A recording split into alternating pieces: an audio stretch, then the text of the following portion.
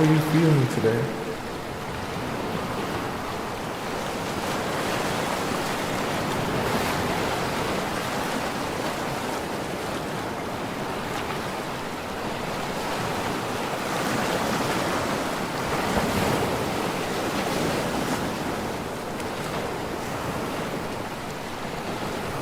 Do you feel fulfilled in life?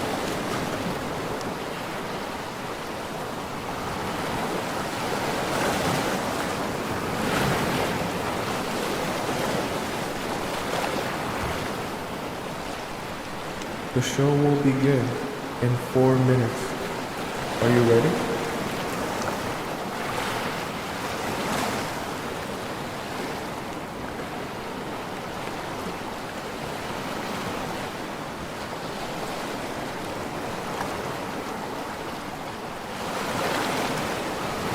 When was the last time you felt betrayed?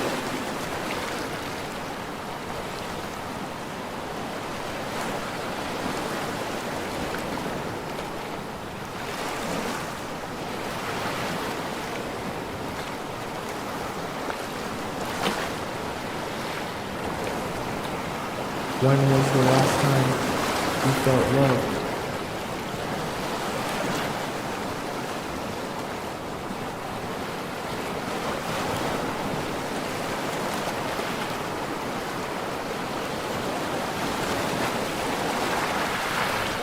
The show will begin in 3 minutes.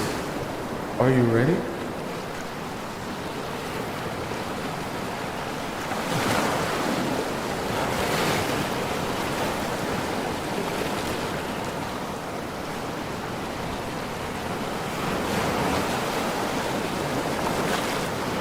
What did it feel like to be in love?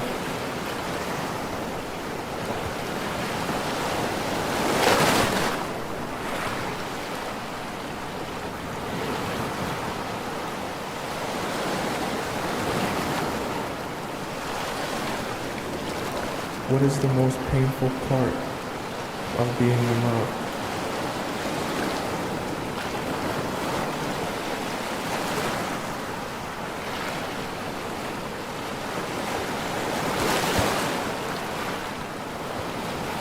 The show will begin in 2 minutes. Are you ready?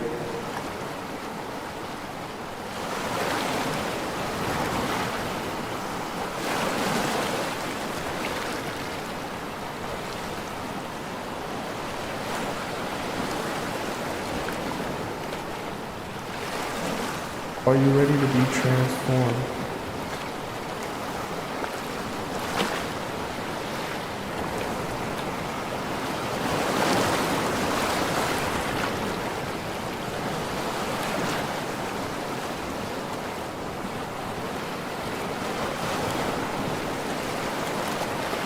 Are you ready to make a change?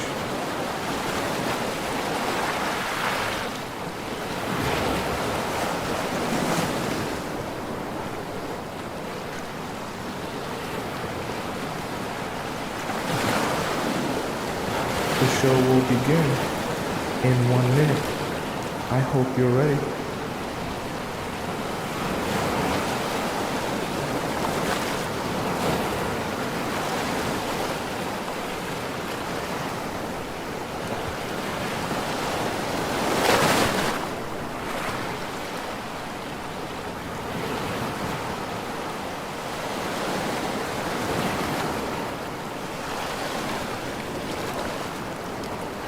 The show will begin in exactly 30 seconds.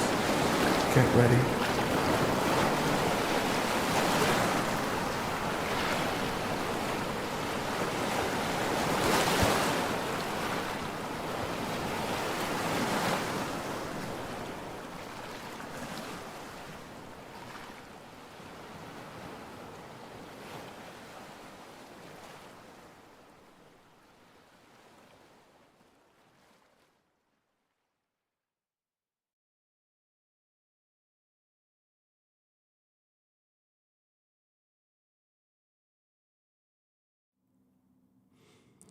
Isn't it frustrating how the men you date only seem to be interested in giving you the absolute bare minimum?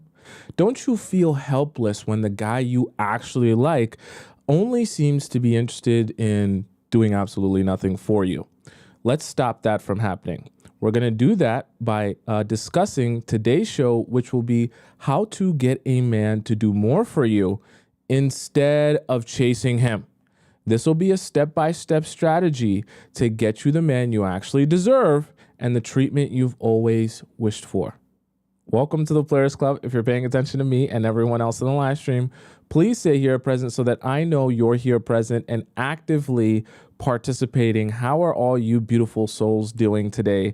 I love to see you, love to spend time with you, and I want to know if you're doing well. You doing okay? You doing good? Who we got here? We got Kayla T up in the TikTok chat. I see we got Armani, we got SH, we got SH and Sharice here, okay? Sharice says we not doing the intro. I just did it.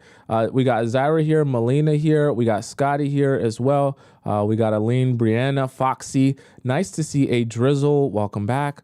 Nice to see all you beautiful. Oh, and you know here, I be seeing you know a lot. Welcome all you beautiful souls. How you guys doing in the TikTok chat? Who we got over in the YouTube chat? I see we got Mary Kim, we got Dolce, we got Base Beauty, we got Irina, we got Melita, we got Tracy Niles, one of our amazing channel members, Angela, one of our amazing channel members, Ivy, one of our amazing channel members, and who else? Let me scroll up to see who was here like right on time. Oh, we got Nicole, one of our amazing channel members. Let me scroll up.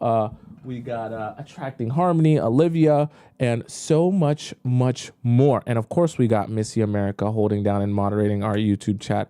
Welcome all you beautiful souls. How are you all doing today? So good to see you. Okay, let's get started today. No technical difficulties, guys. Unfortunately, my pen's still not working, but you know, I'll have to just buy a new pencil, but we don't need it for today. So let's start off with number one. And I want to give you guys a really clear strategy today that you guys can follow along and keep with you.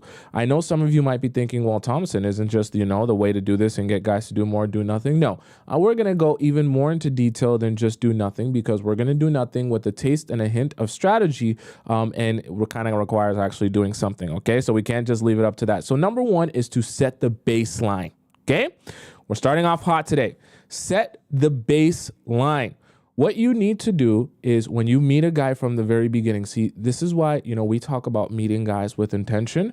We also want you dating with intention as well. So from the very first second you meet a man and start talking to a man, I want you to be thinking of, okay, I want to be delivering myself in a particular way because I'm setting myself up for success in the future.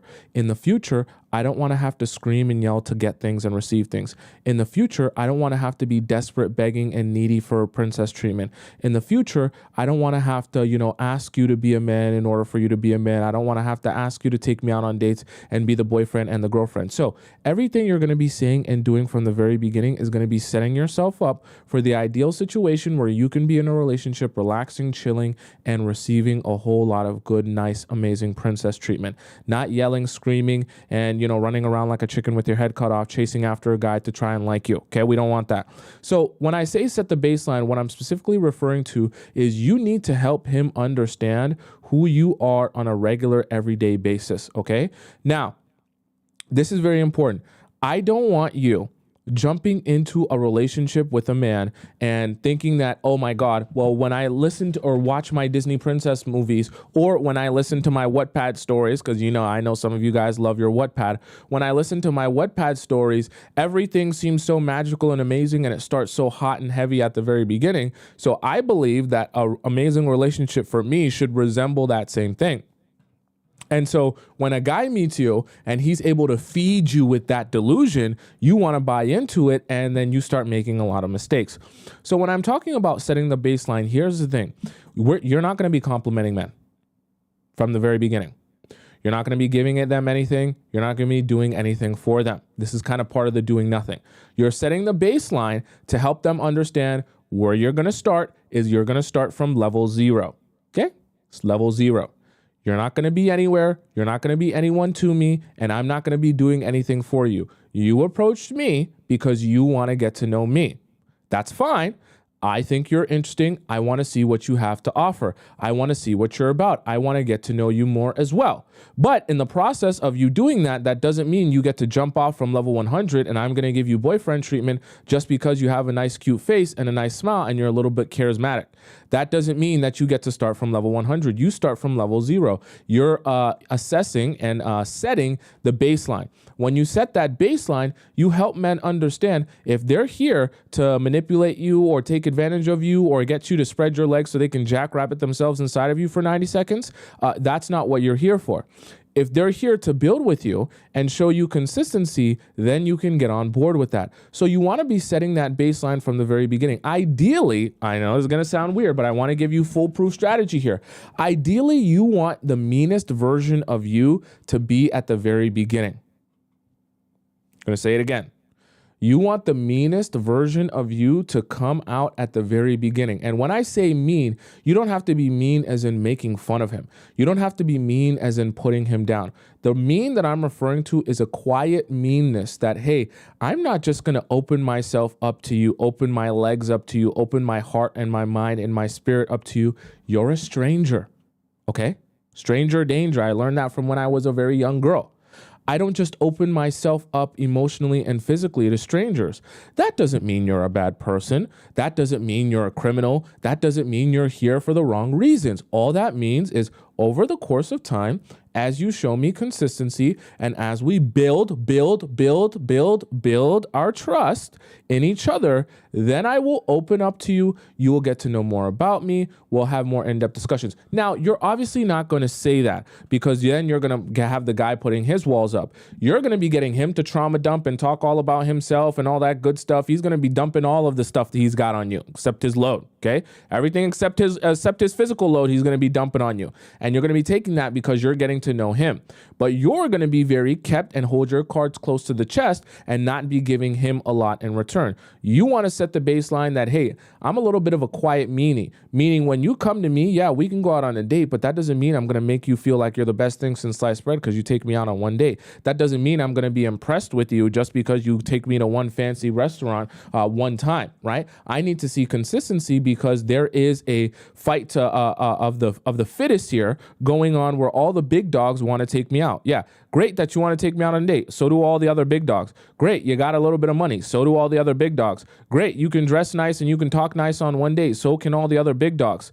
Great, you got a Porsche. So do other big dogs, okay? And you have to set the baseline that I'm not easily impressed by anything. Not money, not you're not love bombing, not you telling me, not future faking, telling me how all this stuff is going to be amazing in the near future. None of that stuff is going to move me or shake me. It's great that you can say this. It's great that you got money. It's great that everything's going to be so amazing and magical. Let's see how it goes.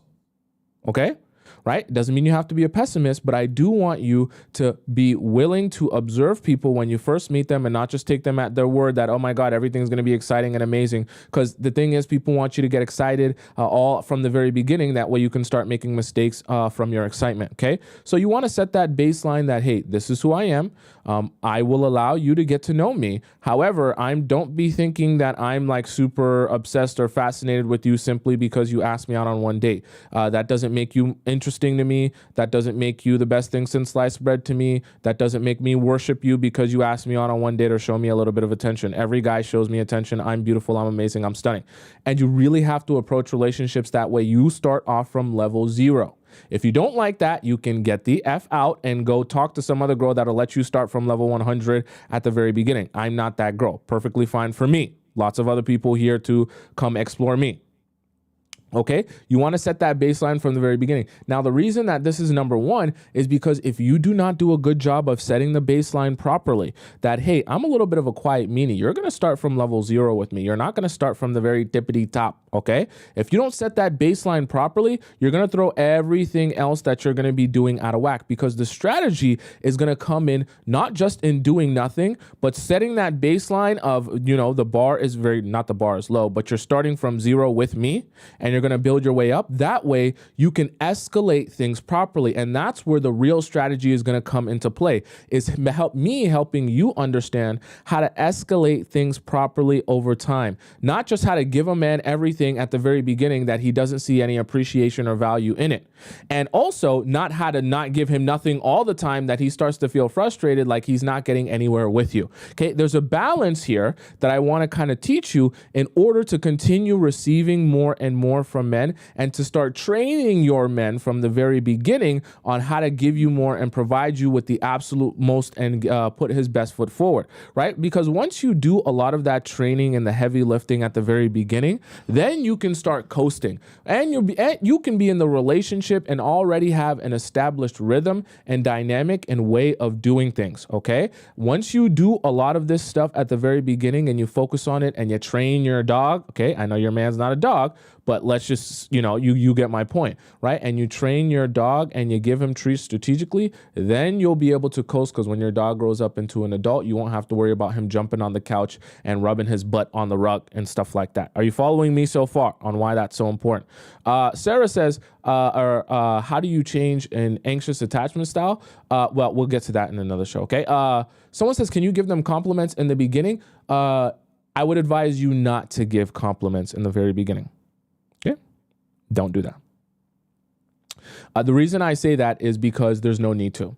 Assuming a guy is approaching you, assuming a guy is approaching you, don't go up to guys. Don't go up to guys. Don't be saying, don't have your girlfriend go up to a guy and say, my friend thinks you're cute, and run away. Okay? Don't approach guys. Don't message them first. Don't do nothing with them first. Let them come to you because they want you and they want to get to know you and they want to pursue you. That's the jumping off point you need, or else you're going to throw a lot of stuff out of whack. Now, I say that to say, when a guy approaches you, no need to compliment him. You accepting his approach and you allowing him to take you out on a date is interest enough, is a compliment enough. Men aren't like, hey, the men that we want you to end up with don't need such crazy validation that anytime you have to tell them, hey, just a reminder, I really like you. Just a reminder, I think your hair's cute. Just a reminder, I think you're nice. Just a reminder, I think we can go continue. Like, you don't need to do that. For the big dogs that we want you with, you don't need to do that. Maybe for the soy boys and the shy boys that can't do nothing, they can't, have the courage to ask you out. Maybe you need to do that for them, but we don't want to attract those men to you. So I say that to say, you don't need to be complimenting men at all, okay? Especially at the very beginning, there's no need to. You compliment them by saying yes to the date. That's how you compliment them. And they understand if she's saying yes to the date, obviously she has a level of interest in me. So you don't need to be going overboard with thinking, oh, I'm going to compliment his shoes and I'm going to compliment his big toe and I'm going to compliment his eyebrow. Like, don't do that, okay? He's a man. He's a regular human being. You're not impressed by him being a regular human being, okay? You're impressed by consistency and consistency in actions and how he'll treat you. That's what you're impressed by, not the way he looks or his t-shirt, all right? So number one is to set the baseline. Number two, you want to have a positive association, okay? Now, I want us to be very clear, right? So I'm going to talk about both sides of the association.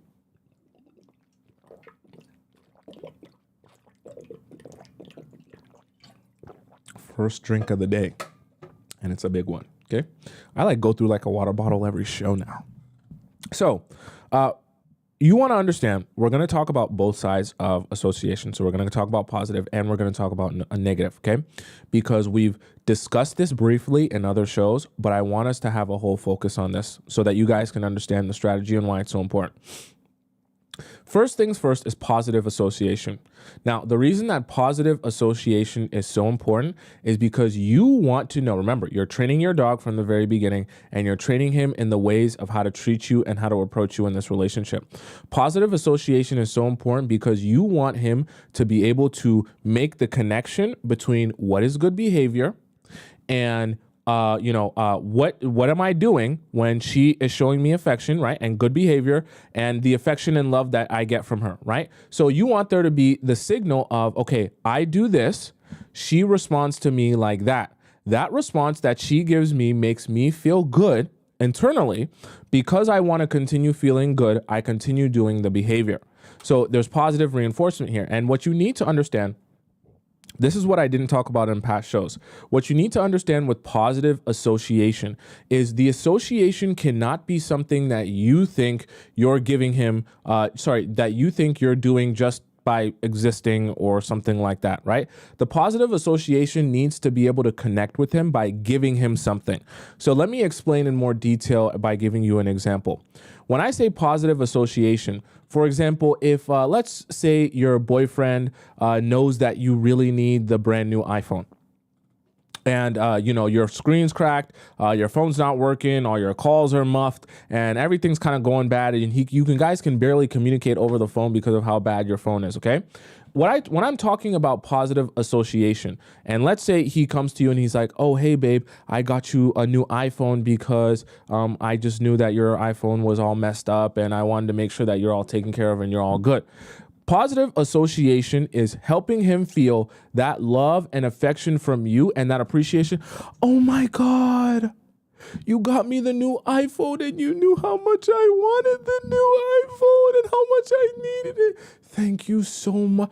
I don't even know like how I deserved to what I did to like this iPhone is so amazing and thank you so much. You don't know how much of a lifesaver this is for me. We can talk on the phone now and now I can send more messages at work and oh my God, you're so amazing. Okay. Now I know, remember I said, don't compliment men, but I also want you to be strategic about knowing how to give him something when you receive something. Okay.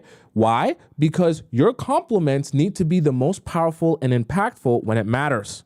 Your words and your affection needs to be the most powerful when it matters. Okay. So I say that to say, the baseline is you're not giving away compliments for free. You're not giving away so much of your love and affection. Oh my God, you're so amazing. Oh my God, you're the best thing since sliced bread. Oh my God, everything. Blah, blah, blah. Okay. You're not giving any of that away for free. Now, when he comes to you and he actually does things for you, right? Whether it be consistency, he gets you a gift, he goes out of his way, okay? So it doesn't always have to be monetary. It can also be just emotionally where he's thinking of you, trying to solve your problems, trying to do something nice for you. You know when someone in your life is going the extra mile. You know when someone in your life is thinking of you when you're not with them or thinking about how to solve your problems and actually do something for you. Those are the times where you want to give him some positive association between, oh my gosh, I really appreciate you and I appreciate what you did for me and what you have done for me. The same way, right? The same way you would if something he did really upset you. Okay, because we're going to get to negative association in a little bit. But the same way you're imagining how you would really be expressive and tell him about this and about that upset you and how he didn't do this and how he didn't do that. And if you were really upset about something, you'd really make sure he knows what you're upset about. That's the same type of approach and seriousness I want you to bring to positive associations. So when he goes out of his way for you, I don't even want it to just be, oh, thank you, I really appreciate this. When you see him really go out of his way for you, or even in ways that were unexpected to you, I want you to take a level of seriousness to appreciating him that makes it feel impactful as well. So I know this is going to sound really overboard, but let me give you an example of like real seriousness, right? So an example of showing him real serious appreciation would be if he were to do something for you, like get you that new iPhone, right? You sit him down later that day. I really mean this. You sit him down later that day. You hold him by the hands and you're like, look, we need to talk. He's like, what? I thought everything was good. And you tell him, look, I really, really appreciate you. You're looking him in the eyes. I want to thank you not only for how you look out for me and our relationship, but just the fact that you're always thinking of me and the things that I need. Like, you did not have to get me this iPhone. You really didn't. And you did it anyways, just because you know how much I would appreciate it and how, honestly bad my phone has been. But I want you to understand, like, aside from just getting me the iPhone, like, I appreciate you because that's representative of the person that you are and how you approach our relationship. And I can't show you enough appreciation for the care that you have for me and this relationship. It's second to none, and you do your absolute best, and I see it every day. I know that seemed a little bit extreme, but getting someone an iPhone is extreme. Okay. Now, obviously not everything he does for you is going to be that extreme. Okay. Like getting you an iPhone, but I just want you to start understanding what positive association, like when you're giving positive association, you want to lay it on thick. And you're probably thinking in your mind, Tomisin, like, I don't really think that's going to impact a man. Who's really going to care about that? See, but that's the mistake that you're making. The only time you give him very focused energy is when you want to sit him down and talk to him about the things that are bothering you. But you don't give him that same focused energy when you start seeing the things that you want to see. But what you don't realize is that when a guy actually likes you and he wants to pursue you and he wants to put his best foot forward, when you can give him that warm and fuzzy feeling inside when he does something for you, that does something for him. Okay? Now, this is where I kind of want to let you in on a little bit of human psychology here. See, we'll say men's psychology. Here's the thing. When someone gives out of the kindness of their heart, of course, we would all love to imagine, we're just such kind people and we're such generous people. That's why we give.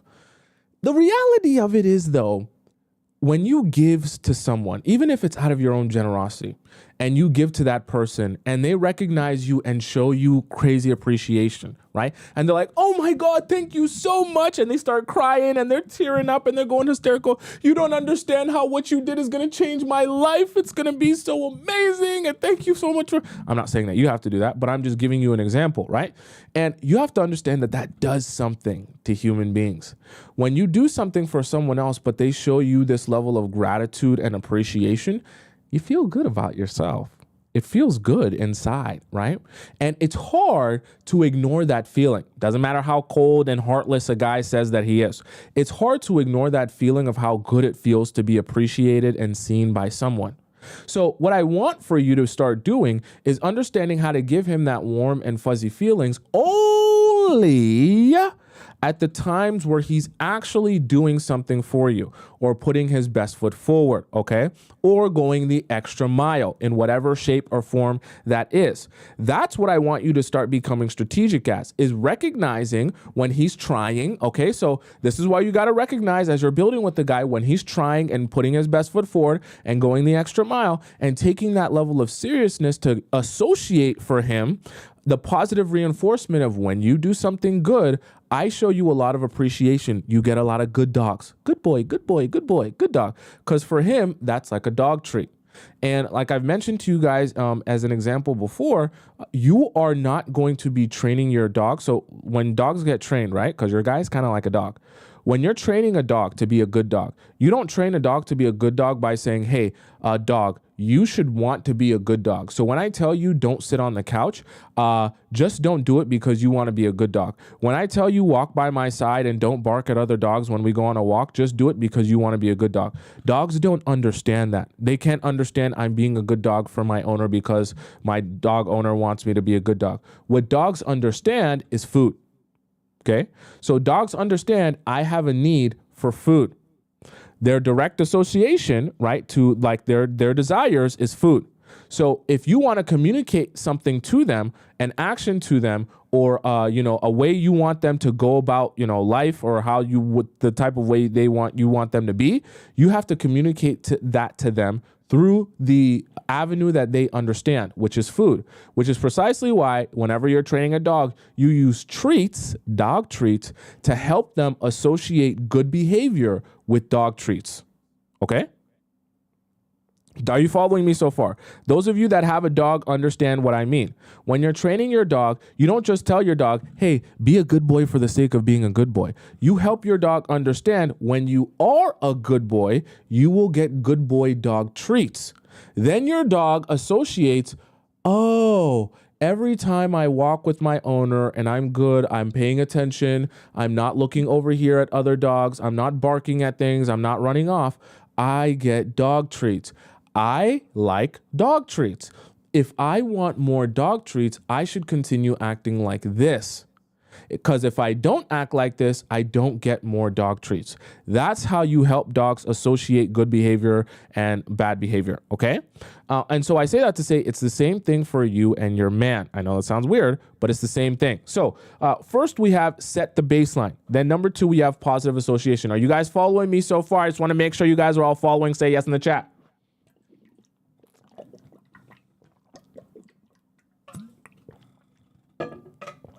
Tracy now says, yes, I understand. My doggy is very good. Okay.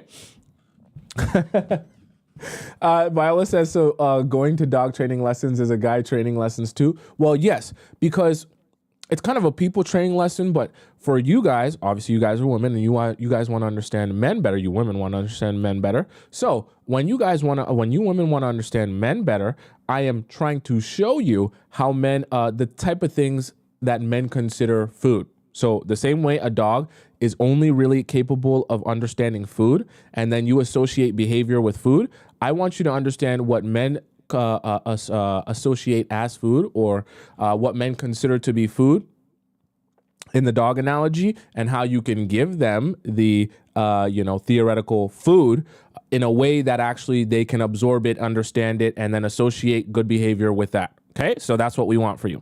So number 1 was set the baseline. Number 2, positive association. Then we obviously have number 3, which is the negative association. Now, this is very important. Remember, you set the baseline. I'm not going to be giving away compliments for free. You're going to start from level 0, because we want you to be able to build this man up to continuously not just give you more at the very start to love bomb you. We want him to be giving you more on an escalation basis throughout the relationship, meaning as time goes on, we want him to give you more than he was at the beginning of the relationship.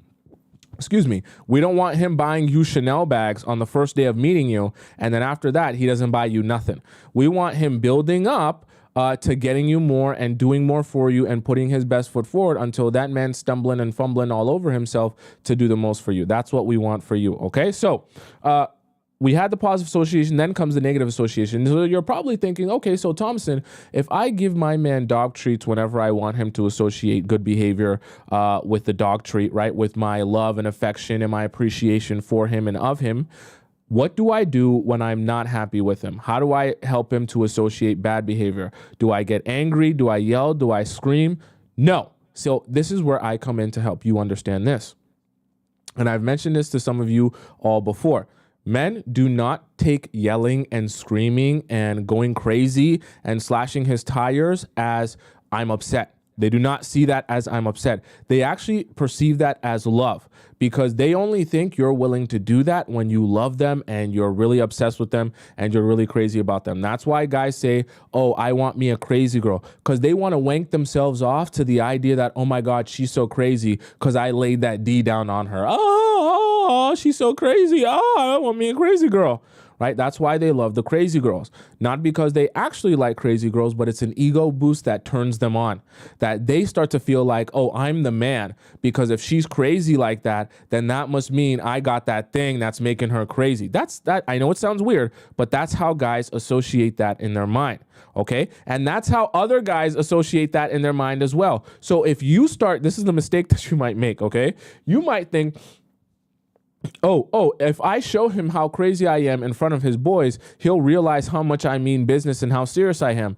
No, you're only making him feel like more of the man when you act crazy and like a psychopath in front of his boys, because then his boys are also perceiving your craziness as, oh my God, bro must be dropping that D down on her. Oh God, she's acting like a psychopath. Then they dap their boy up. Oh, boy, you must have did that to her. Why she acting like that? Oh, damn.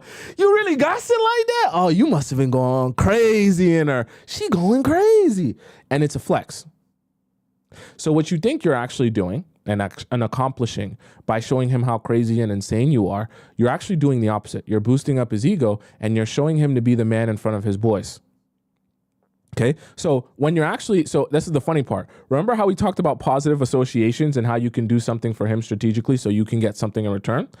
You're actually, ironically enough, when you act crazy like that, you're giving him a positive association with negative actions. Okay?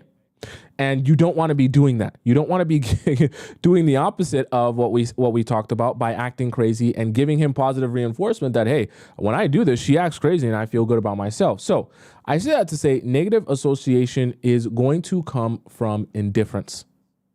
Meaning when a guy is doing actions that you don't like, and remember, this is all leading you up to receiving more from that man. When a guy is doing things that you don't like, you show him indifference, meaning you ignore him. You don't show him any energy. You damn sure don't show him no time. You don't bother texting him back. You don't bother calling him. You don't bother doing anything with him. You withdraw yourself completely from him. It's going to sound toxic, but you'll get what you want. Why? Because when you withdraw yourself from him, that and only that is when men say, oh, wait, what's going on? Is everything okay? I feel like something has changed here. I'm starting to feel like maybe you don't like me anymore. Is everything fine? Or do you want anything? Do you need any adjustments, right? Men, their alarm bells start going off when they see you become indifferent. Why? Because they think they're losing you, which is good. That's what you want. You want those men to start getting on their tippy toes and be worried about the fact that they're losing you. Because in the same example I said about, you going crazy and acting like a psychopath in front of his boys, if you were to ever show indifference in front of his boys, like you actually don't care, like for example, if let's just say for the sake of hypothetically, your guy was talking to you about, oh babe, so what if I went to the strip club with all my boys and I decided to get drunk and I wanted to go sleep over at some random girl's house, and let's say in front of his boys you were just like, oh yeah, sure, go do whatever you want, doesn't matter to me. His boys will look at him like, oh bro, you're so cooked. Bro, you're so cooked. Your girl's saying you can go to the strip club and sleep at a random girl's house. Bro, you're getting cheated on. You're so cooked. Bro, you've lost her. You're so cooked, bro. Because that's how men receive indifference. They don't expect the girl that they like or have been investing in to be indifferent to them or to withdraw from them or just to not care. That's when they start getting really worried. That's when you'll have your man pull you to the side. Babe, is everything all right? You're acting a little bit strange here. If you were acting crazy and like a psychopath, you don't think you're acting strange. But if you withdraw, babe, you all right? I just feel like something's bothering you. I feel like you're not at peace here. I feel like maybe we might have to have a little bit of a talk, right? So I say that to say the way you want to be showing men negative association is by showing them deep indifference, meaning I don't care about what you're doing, where you're at, who you're doing it with. I just don't care. Men start getting worried, and that's when they start making adjustments. Remember, you want more from him. So the process of receiving more from him is not just the positive reinforcement, but it's the negative reinforcement when he does something you don't like. That way, right? Because if men are receiving indifference as the most painful thing they can receive from you, then when you're giving him that, he's going to be reminded, oh, when I do this behavior, she always withdraws from me. And I know that I hate that feeling of her withdrawing from me. So rather than having that feeling on an ongoing basis, I'm going to adjust and change my behavior because I don't want that feeling. And see, this is amazing for you because when this happens and he starts to associate that like this, then you have a man who properly understands, okay, as soon as I start to feel that, I need to make an adjustment and make a change because I don't want that to go on for too long. Okay. Does that make sense? Right. So Jasmine says not in a marriage though. Well, see, this is why I'm talking about why you have to be doing this from the very beginning, because you're training your man in the ways of the relationship. Now, if you're trying to undo all the stuff that you've kind of been doing wrong, this is going to cause a lot of friction because he's not going to be used to you doing this, and everything is going to be very confusing for him. Remember, from the very beginning of your relationship, he's learning you. So if he learns that when you have a problem, you act like a maniac and you go psychopath craziness and you stop doing that, of course, it's going to feel differently and there's going to be a lot of friction there. Okay. Does that make sense? And obviously in a marriage, your version of withdrawing is going to look different if you're married with children than it would if you're dating someone that you just started dating 1 week ago. Are you following what I'm saying? So that's where you have to start using discernment and understanding how to implement that into your own specific situation and relationship in a way that actually makes sense.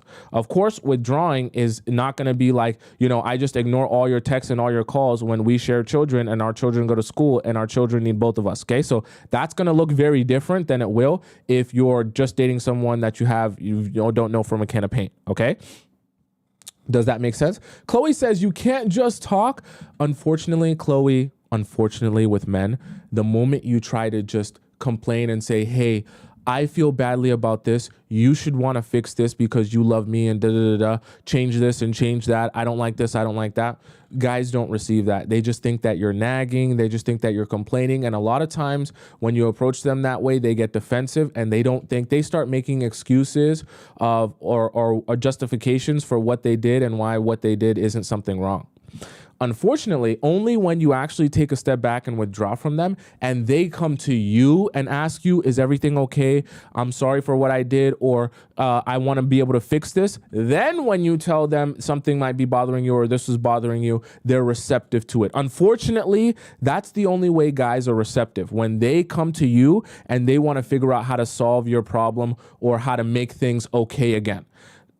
It sucks, but it's the truth. Unfortunately, you'll waste a lot of breath trying to beg men to see what you see and beg men to be apologetic and to be sorry for what they did or how they treated you. When you do that, you're going to be wasting a lot of breath. Don't do that, okay? Right? Rosie says, yes, they change after we break up. Precisely, which is exactly why what I'm trying to show you guys is why men attempt to change when you guys break up and what the feeling you're giving them is when you guys break up. Because for a lot of you that are anxiously attached, or for a lot of you that have been spending so much time chasing after a guy, the only time you ever end up showing him indifference in your relationship is at the end when you're actually ready to walk away, or when you've already walked away because now you're over it. And so ironically, because that's the only time you ever show him indifference, that's the only time you ever actually receive change from him. It's so sad, but it is true. Okay.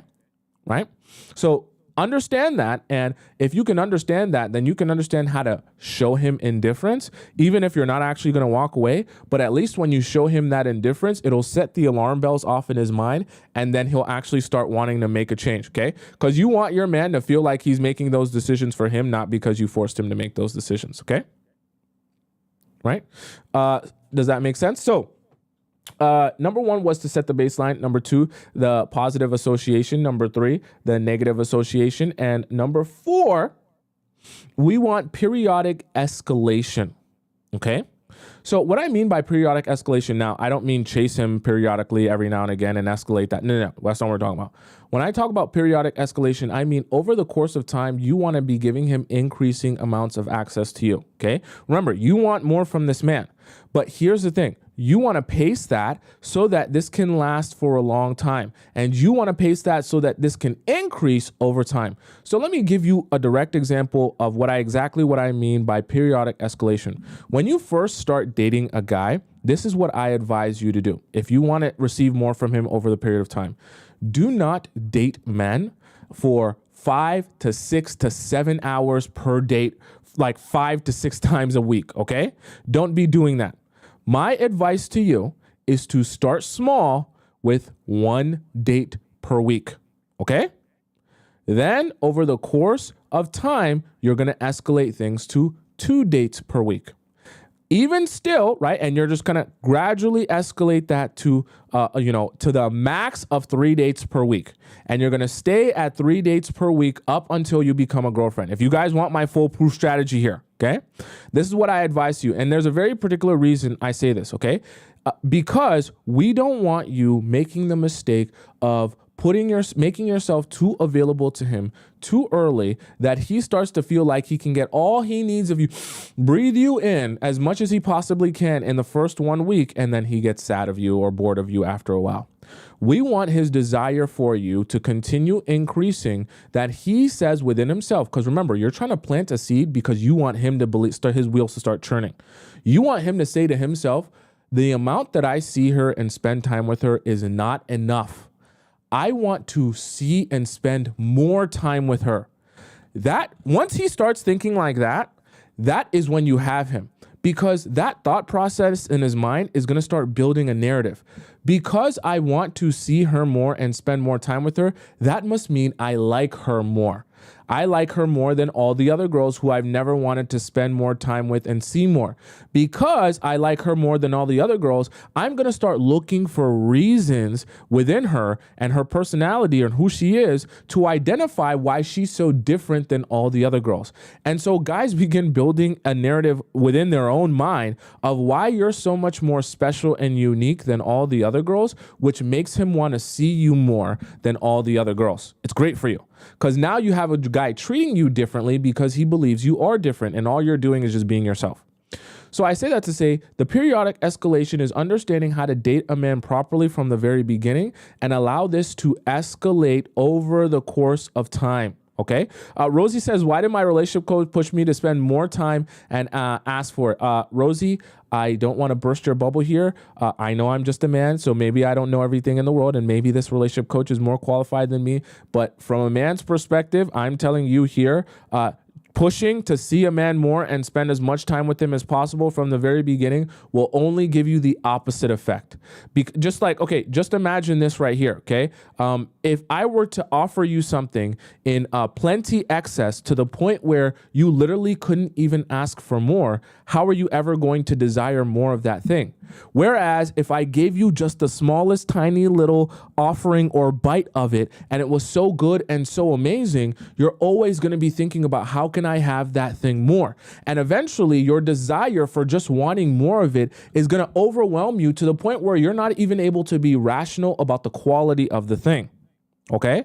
Meaning that it doesn't even matter if you're the dream woman, you got a huge dump truck and huge yitties and all that stuff. His desire for you is going to overwhelm him and take over his mind if you're strategic about giving him just enough that he enjoyed his time with you, but not enough that he feels fully satisfied and satiated with the time that he spent for you. Why? Because it keeps leaving him wanting more. Why do you think a lot of you are struggling to get a guy to ask you out on multiple dates over the course of time, right? You're always asking me, Tomisin, but how come he asked me on one date, but he doesn't ask me on the second? Or it take 2 weeks to ask me on the second, or 3 weeks, or 1 month. How come he doesn't just ask me on consecutive dates? Part of the reason, that could just be one of the reasons, but part of the reason for that is you're going on your one date and you're spending on that one date, you're spending like 6 hours with him. You're going out to dinner with him, and then after dinner, you guys chat a little bit more. Then you guys go to the car. Then after the car, you go back to his place. Then you chat a little bit more. You guys drink some wine. After you drink some wine and you have a little bit of chat, you watch a movie. You start cuddling. Then you're like half falling asleep. Then your hand's on his pee-pee. Then he's grabbing up on your dump truck. You guys start making out. By the time you actually leave his house, you spent like 6 hours together. Okay? Nothing wrong with that if that's your husband or your boyfriend, okay? But for some of you, when you just start dating a guy, spending 6 hours with him is a mistake. Because after that, right, he now says to himself, great, I just spent 6 hours with her. I probably don't need to see her for the rest of the week, right? Yeah, like you have to understand, even people, right, when they naturally are growing their progression of like getting to know you and like you, they grow to wanting to see you more, right? And whenever guys are naturally trying to build with you, their desire to see you more is going to increase over time. Anytime a guy's trying to convince you that his desire to see you is so intense before he even really actually knows you, he's lying to you. What's natural to men is for them to meet you, they like you. When they see you again, they like you some more. And each time they see you, they like you more and they want to spend more time with you. To the point where eventually they're like, yo, I would love to see you every single day, okay? And even then, you want to be pacing the man that you're dating. So when I say periodic escalation, you're understanding how to escalate the amount of access he has to you over time.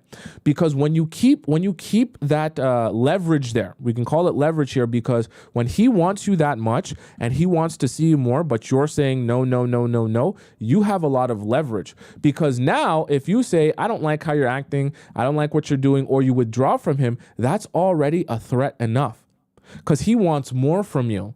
So if he starts doing something that makes you want to see him less or spend less time with him, and he already is in a position of leaning forward, wanting more from you, well, now you're winning, because now you don't have to talk a whole bunch to get what you need from him.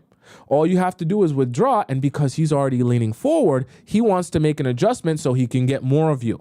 Okay? You have to start getting strategic if you want more from men about using yourself as the source of motivation for him. Okay? Right? I'm going to kind of break this down some more because I know for some of you, this is a new concept. You want to use you and access to you as a source of motivation for him to put his best foot forward.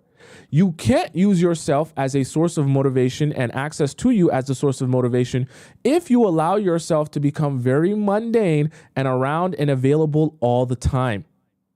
So it's not just about saying, oh, I'm going to be so busy that I can't text you all the time, or I'm going to be so busy that I can't answer every call. It's about understanding, even if you do have time, you limit the amount of time you spend with a guy so that you can allow his feelings for you to escalate over time.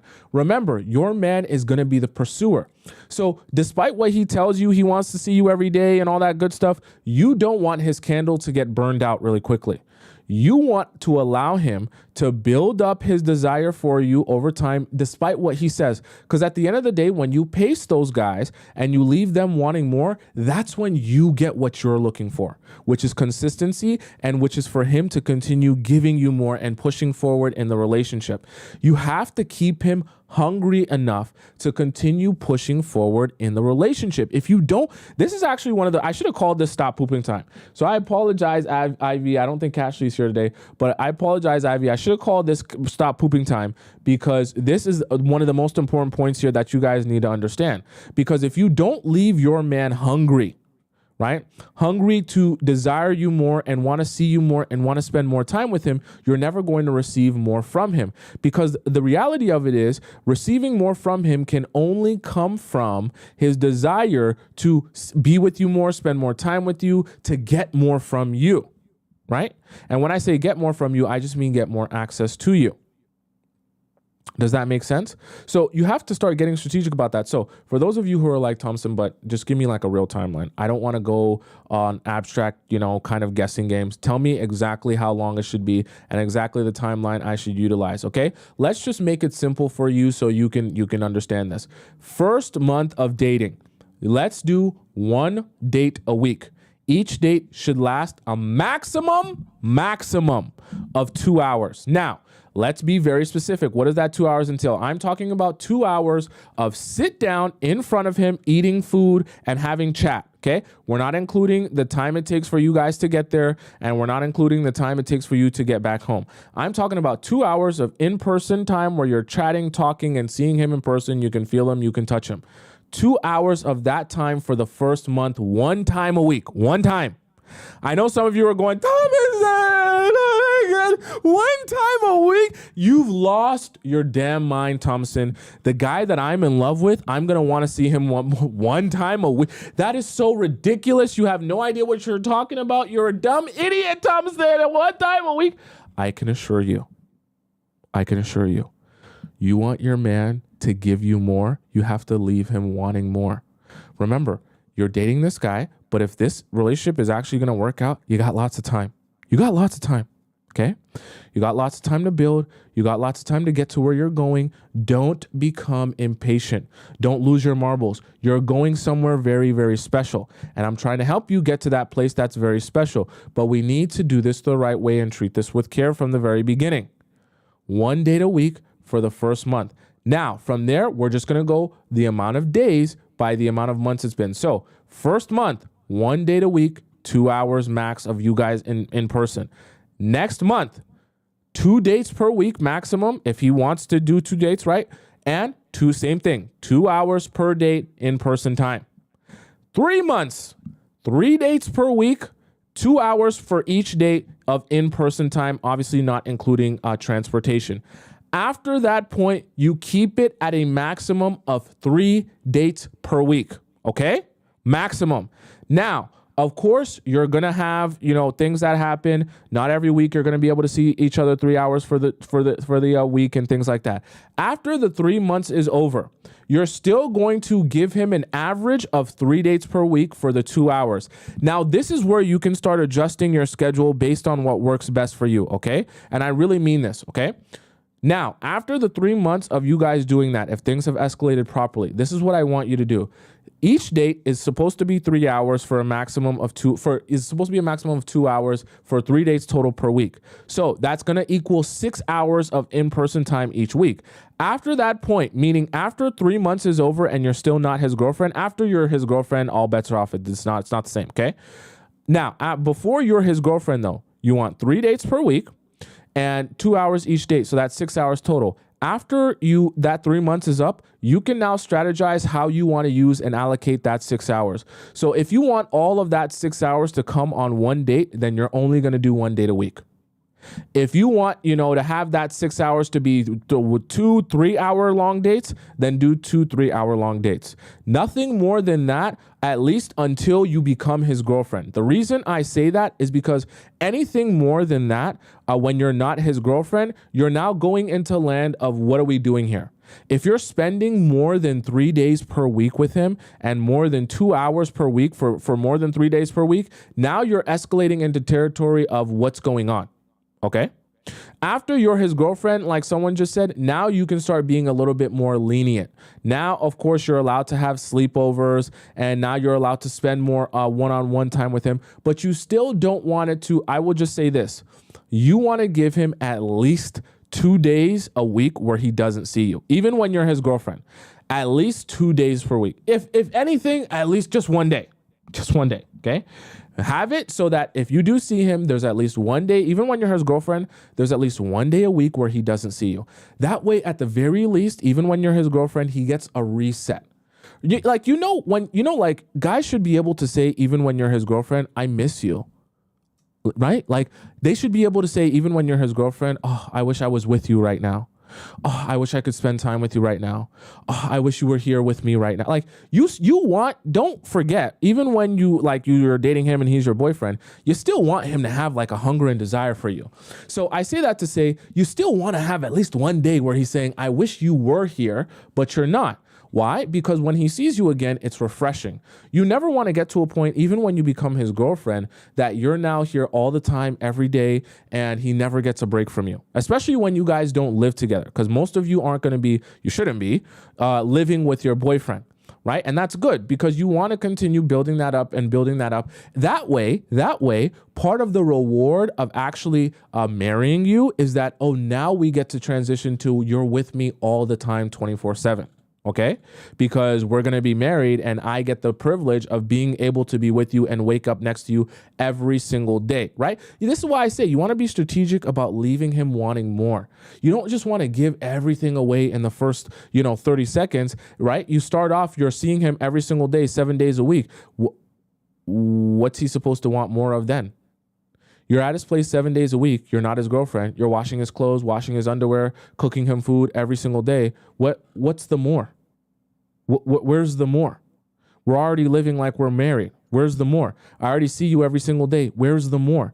I'm not saying that to say that you're a bad person if you do that or anything like that, because I know that it's just, a harmless mistake sometimes. But I do want you to understand you're trying to make your man is supposed to be the pursuer. And so if your man is the pursuer, you also need to be strategic about allowing him room to continue pursuing. Don't be present all the time so often that he has no more room to pursue. Okay? Right? Does that make sense?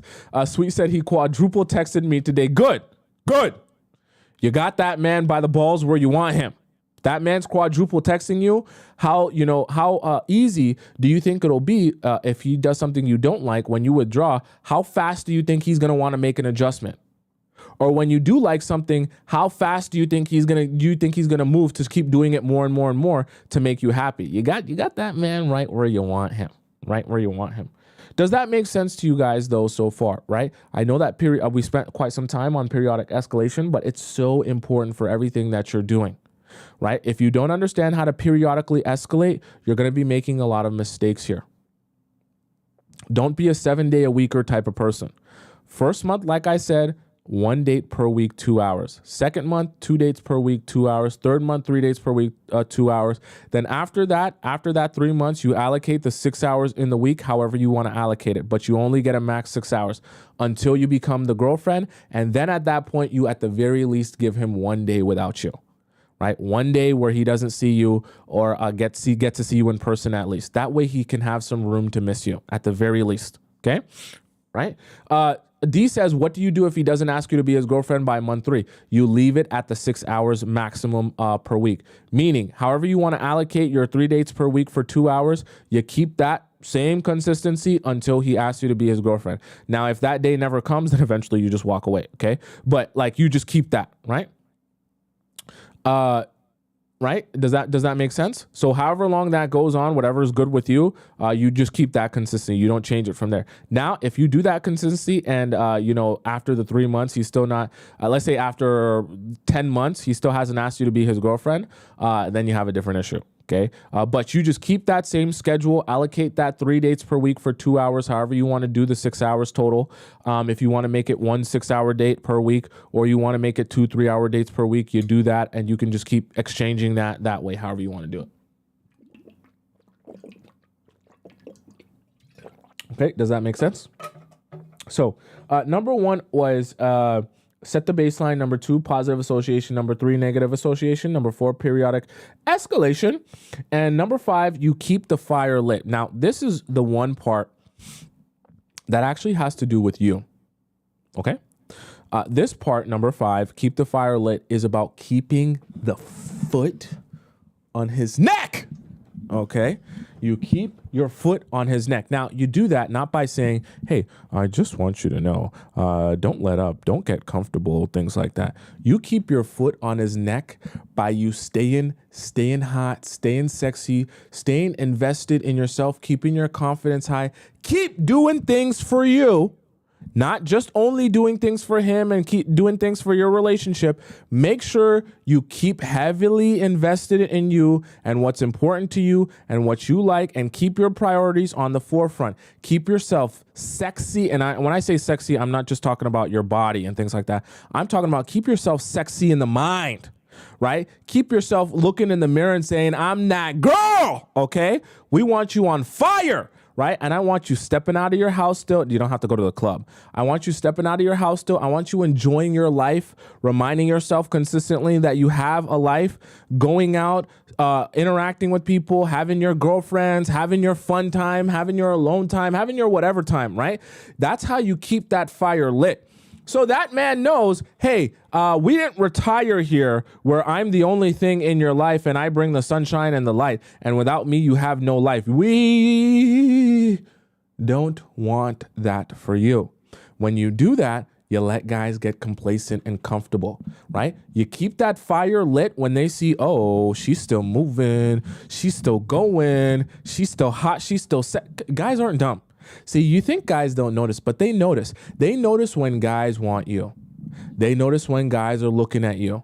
They know when you're still very desirable, okay? And it doesn't matter if you're old or young, right? It's desirable in the mind, right? It seeps out of your pores, and the guys chase and flock towards you. When they see you with that confidence, they see that you believe you're sexy, they see that you believe you're the it girl, they desire you and they chase after you. The guy that you're with will always be able to recognize, because he's a guy.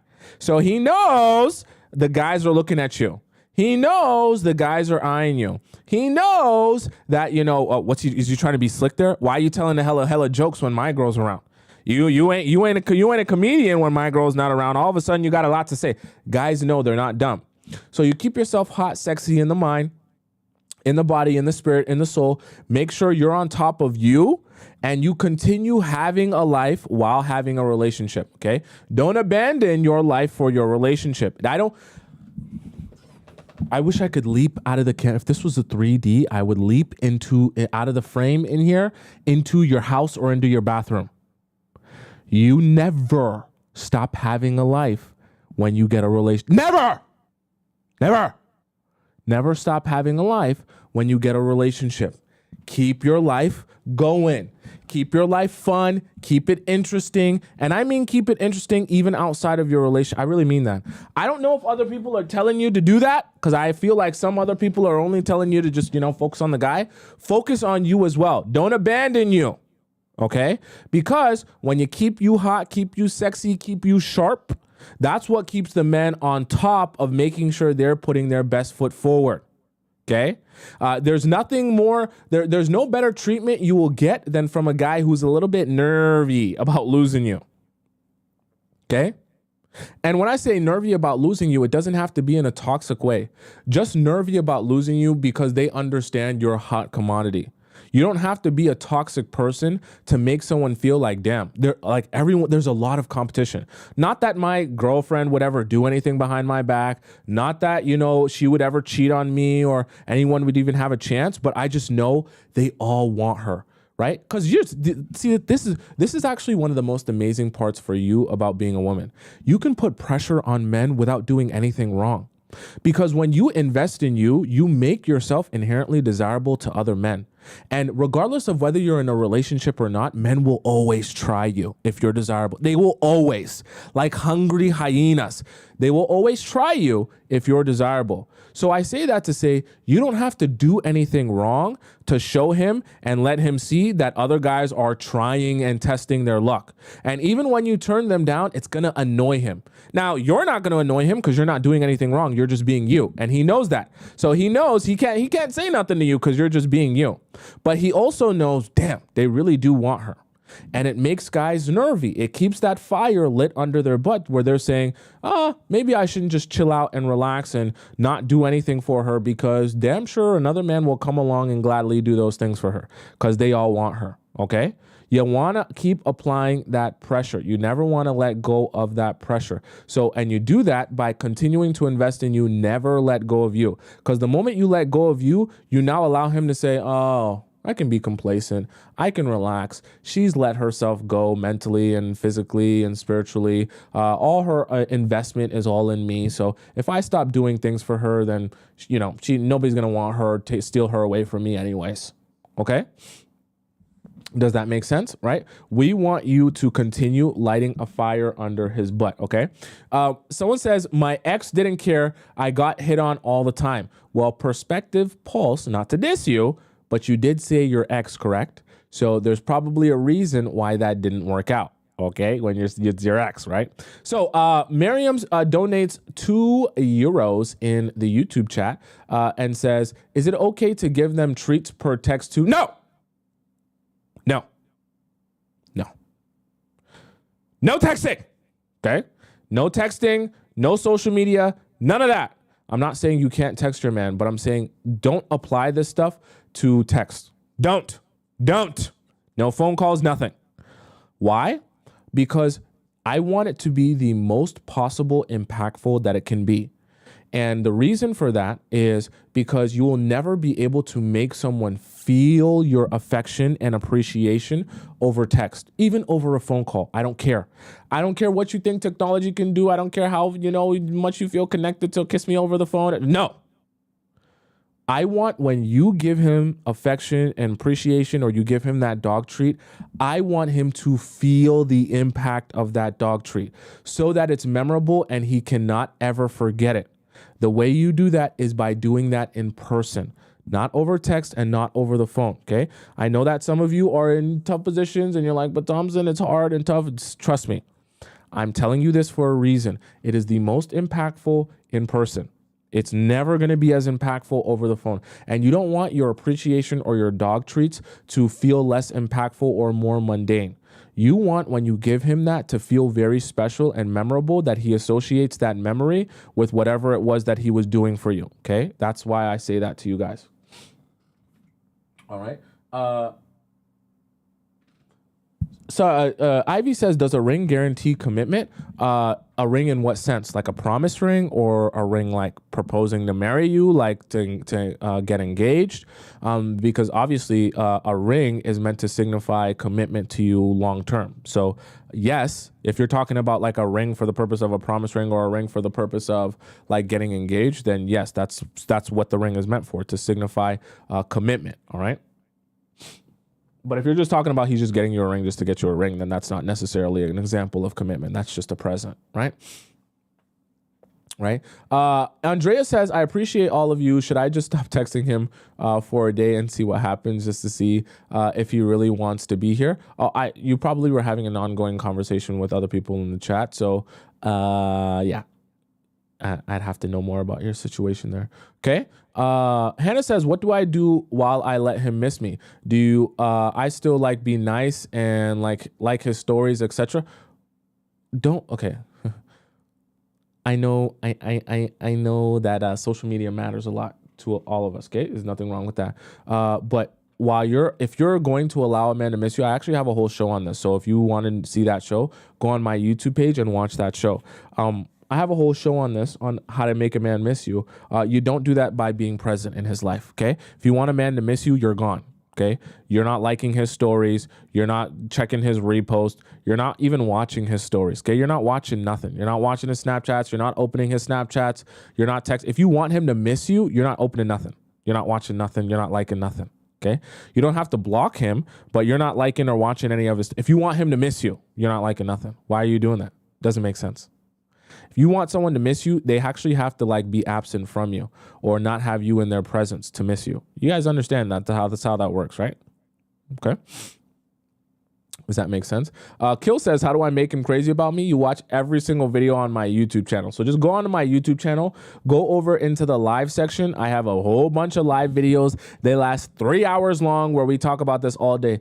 It's funny. We be on this show for 3 hours a day and some people complain, why does it take you 2 hours to deliver the information I wanted in 30 seconds? And then some of you ask, well, how can I do this? How can I do that? I have this question, but what about this? It's not detailed enough. It's not detailed enough. So I give you multiple options. You go on my YouTube page, there's videos that are 3 hours long. You go on my YouTube page, there's also videos that are 8 minutes long and 9 minutes. You get the best of both worlds.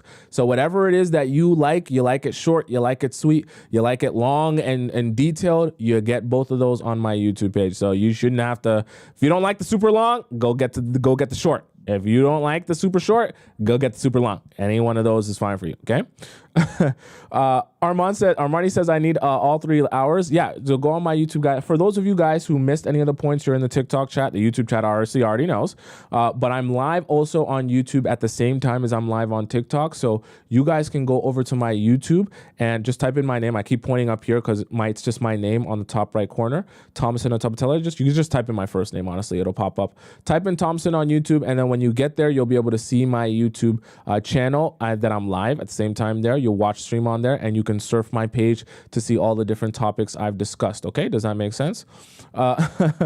Rosie says all 3 hours for us to rant and vent is perfect. It's like therapy for all of us, all right? Miriam donates 6 euros in the YouTube chat. Thank you so much, Miriam. Miriam says, so what kind of treats should you give in the beginning? Also, readying overly happy to his good behavior. Thank you, Tommy.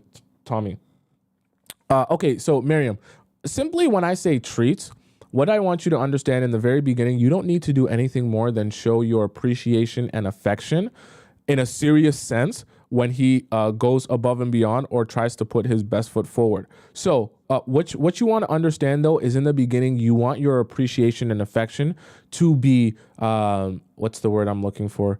To be relative to the amount that he's doing for you. So, for example, when a guy takes you out on a nice dinner date the first time after you meet him on Hinge or whatever, you're not going to be going crazy telling him, oh my God, this is the best thing ever. The fact that you took me out on one dinner date after us meeting on Hinge, I can't believe you did that. Like, you don't need to be going crazy for that.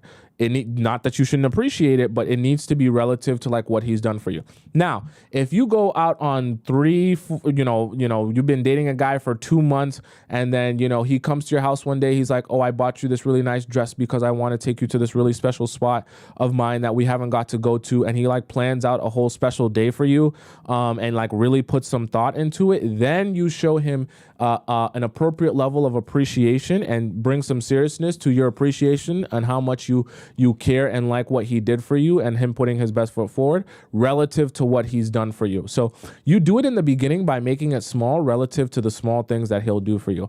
And then as time goes on, you increase it over time as the stuff that he does for you increases over the course of time. Are you following me? You don't need to do anything more than show him appreciation and affection. I know that sounds very simple, but men in some ways can be very simple, right? And that does a lot for them. One, it makes them feel good and warm and fuzzy on the inside. And it also makes them feel good about doing something good for you, which is the association that you want, okay?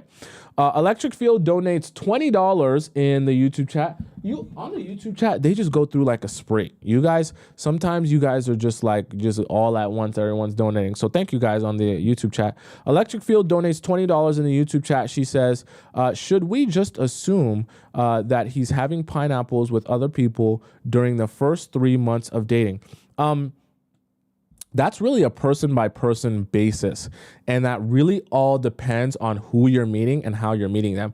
Because I'll be honest with you, those of you who are meeting men on dating apps, to be honest with you, most of them are going to be dating other people at the same time that they're dating you. Unfortunately, that's just the way dating apps work. 99% of the time, the guy you go out on a date with from a dating app is not going to be you're not going to be the first person they dated from the dating app. Are you following what I'm saying? It's rare that you're going to swipe right on a guy and he's going to be like, oh, you were the first girl I swiped right on, the first girl I messaged, and the first girl that I went out on a date with. That's not realistic. However, if you meet a guy in a grocery store, there's actually a high likelihood that the guy you meet on a grocery store and you go on a date with is probably not necessarily dating other people at that exact same time. Because when he met you at the grocery store, it probably wasn't for the purpose of finding someone to date. I just say that to say that's more of a case-by-case basis, Electric Field. I guess you could say, I don't want to say you should assume that he's already dating other people, but I definitely think it should be something that's a reality as a possibility, right? Meaning that should be something that you know is a possibility when you're meeting a guy, especially if you're meeting a guy at a club or a bar or from a dating app. We have to be for real there, right? But I think that when you approach your dating stages with someone, I think what more you should be focused on, I think you should ask questions, but I don't think you should spend so much time trying to get him to admit to you how many other girls he's dating at the time. Why? Because you want to kind of bring queen energy, not I'm concerned with the peasant's energy. Remember, you're supposed to be the queen, the girl of his dreams. So the queen doesn't concern herself with what the peasants are doing, okay?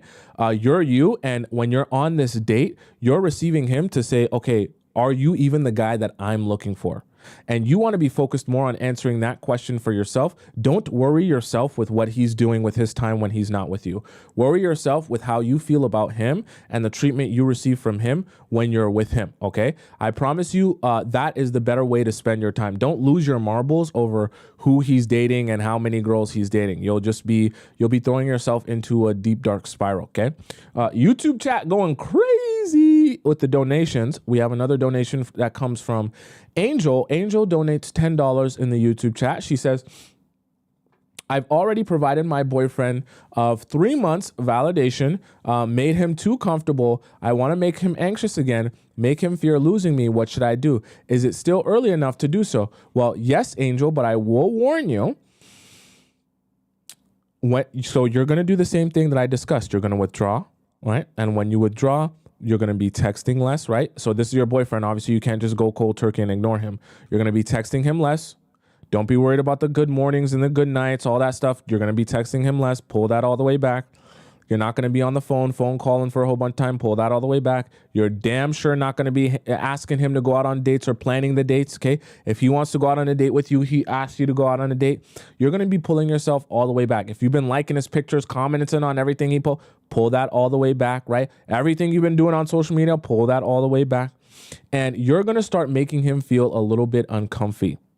This is going to be a very uncomfy place for you and him because you're going to feel a little bit mean because you're going to feel like, damn, I'm being mean to my boyfriend. And he's going to start getting a little bit anxious. He's going to be like, what's going on with you, Angel? I'm wondering, are you okay? Is something bothering you? And I just want you to continue pulling back because as he becomes more anxious, his wheels are going to start churning. If he cares, his wheels are going to start churning. Okay, how do I start doing more for you? What must I change or adjust here? Because clearly you're unhappy and I don't want you to be unhappy. If he's interested in you, his wheels will churn and he'll say, okay, I need to start doing some things so that you're no longer unhappy. Now, if, he's not that into you or it's not that big a deal for him, unfortunately, when you withdraw, what's going to happen if he's too comfortable and he doesn't have any desire to chase you or pursue you, when you withdraw, nothing's going to happen. And you're going to realize that the only reason you're in this relationship is because you are carrying it on your back. And you are the boyfriend and the girlfriend. And when you aren't being both the boyfriend and girlfriend, that there is no relationship. Unfortunately, that's the reality that you might have to face when you do that. Okay. And I have to warn you of that. Nicole also donates $5 in the YouTube chat. The YouTube chat is on a donation spree.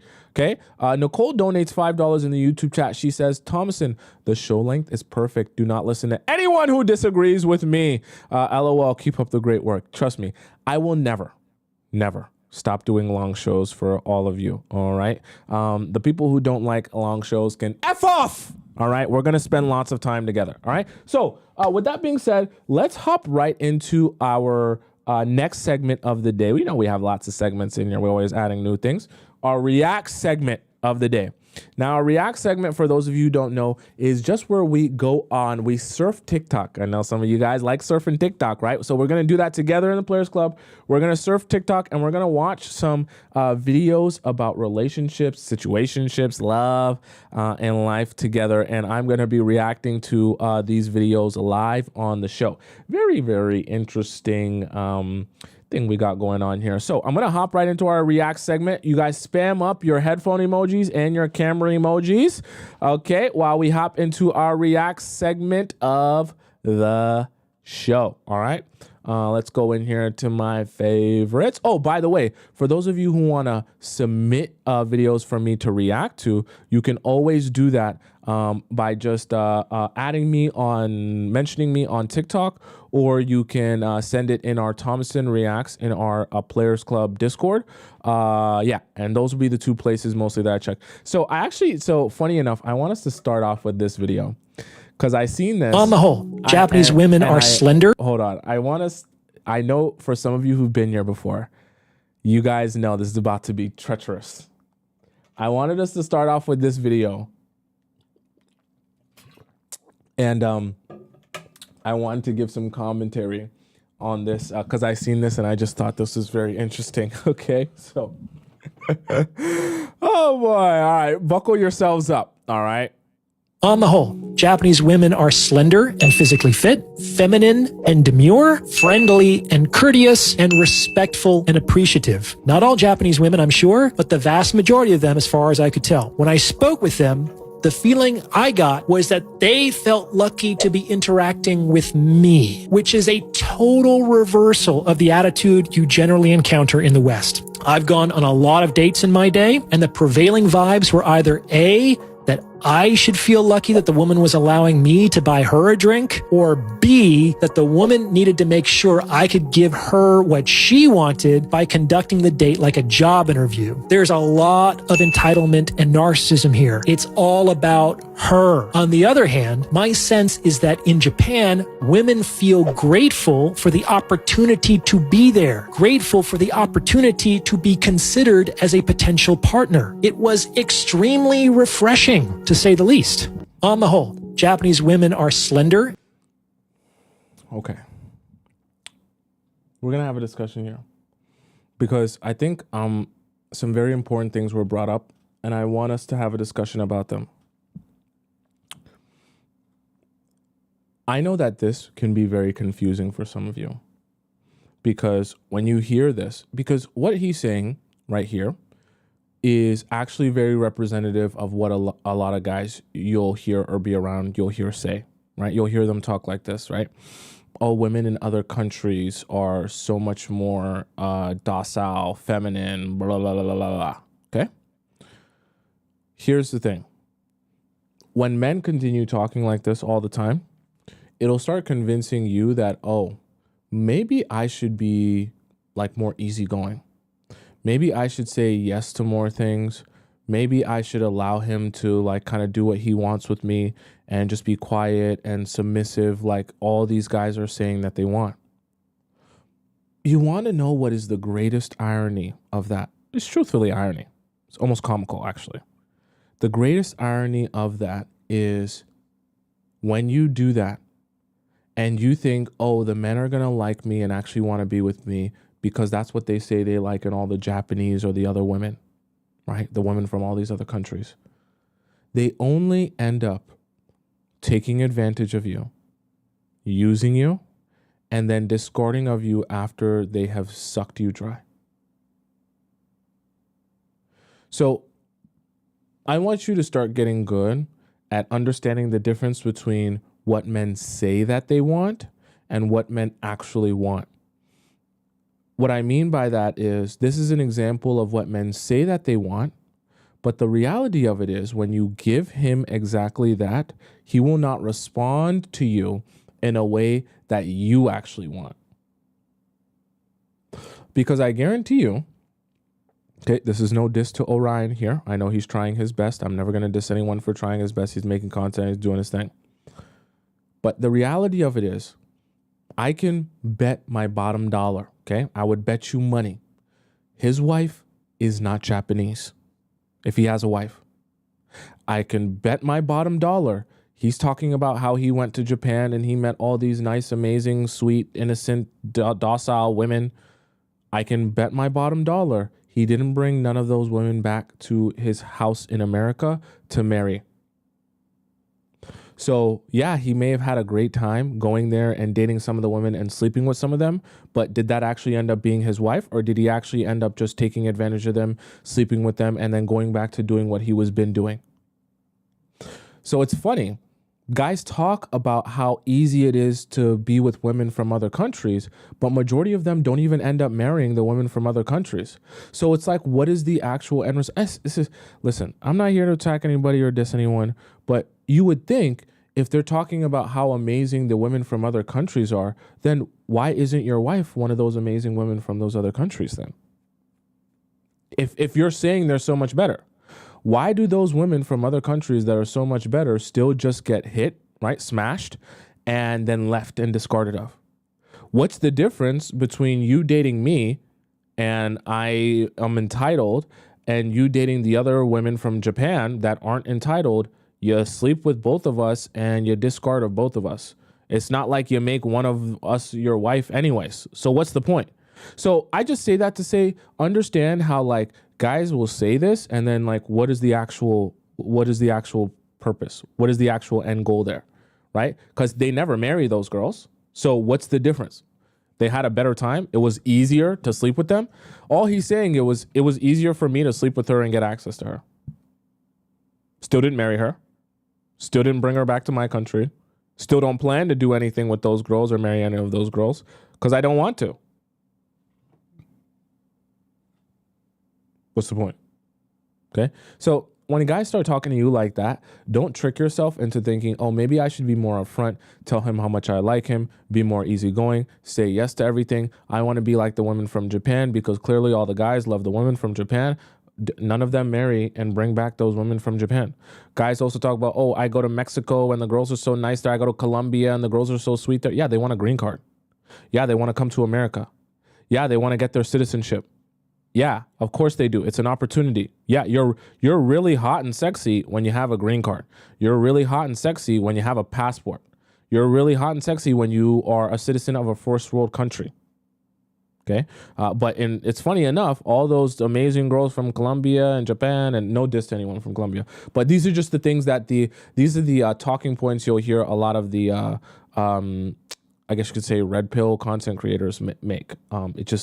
It doesn't make sense. I just hate when people just talk out of their butt. They don't even have any actual real evidence or theory to like back it up with. It's just so silly. Anyways, I just wanted to start us off with that. Let's go on to another one here, a little bit more lighthearted. This one comes from Nico. Okay, Nico from the Daddy Academy. All right, there's Nico. Let's see what Nico got to say. Listen to me, ladies. Do not help plan the dates. Okay, welcome to the Daddy Academy. Oh, Nico's making some sense early today. He's on his stuff early today. All right, Nico, let's see what you got to say. I don't want you picking the place. I don't want you putting down a deposit for the resi. I don't give a fuck.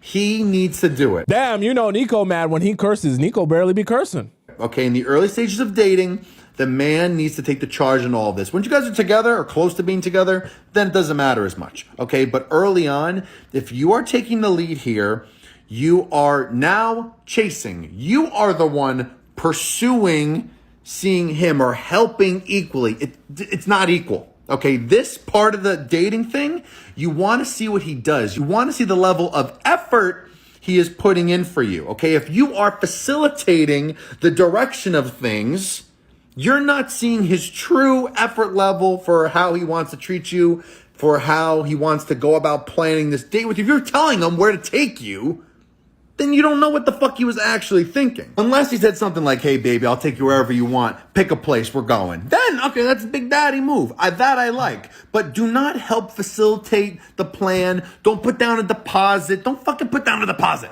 Do not put down a deposit. Control the urge to control things. Putting down a deposit is insane.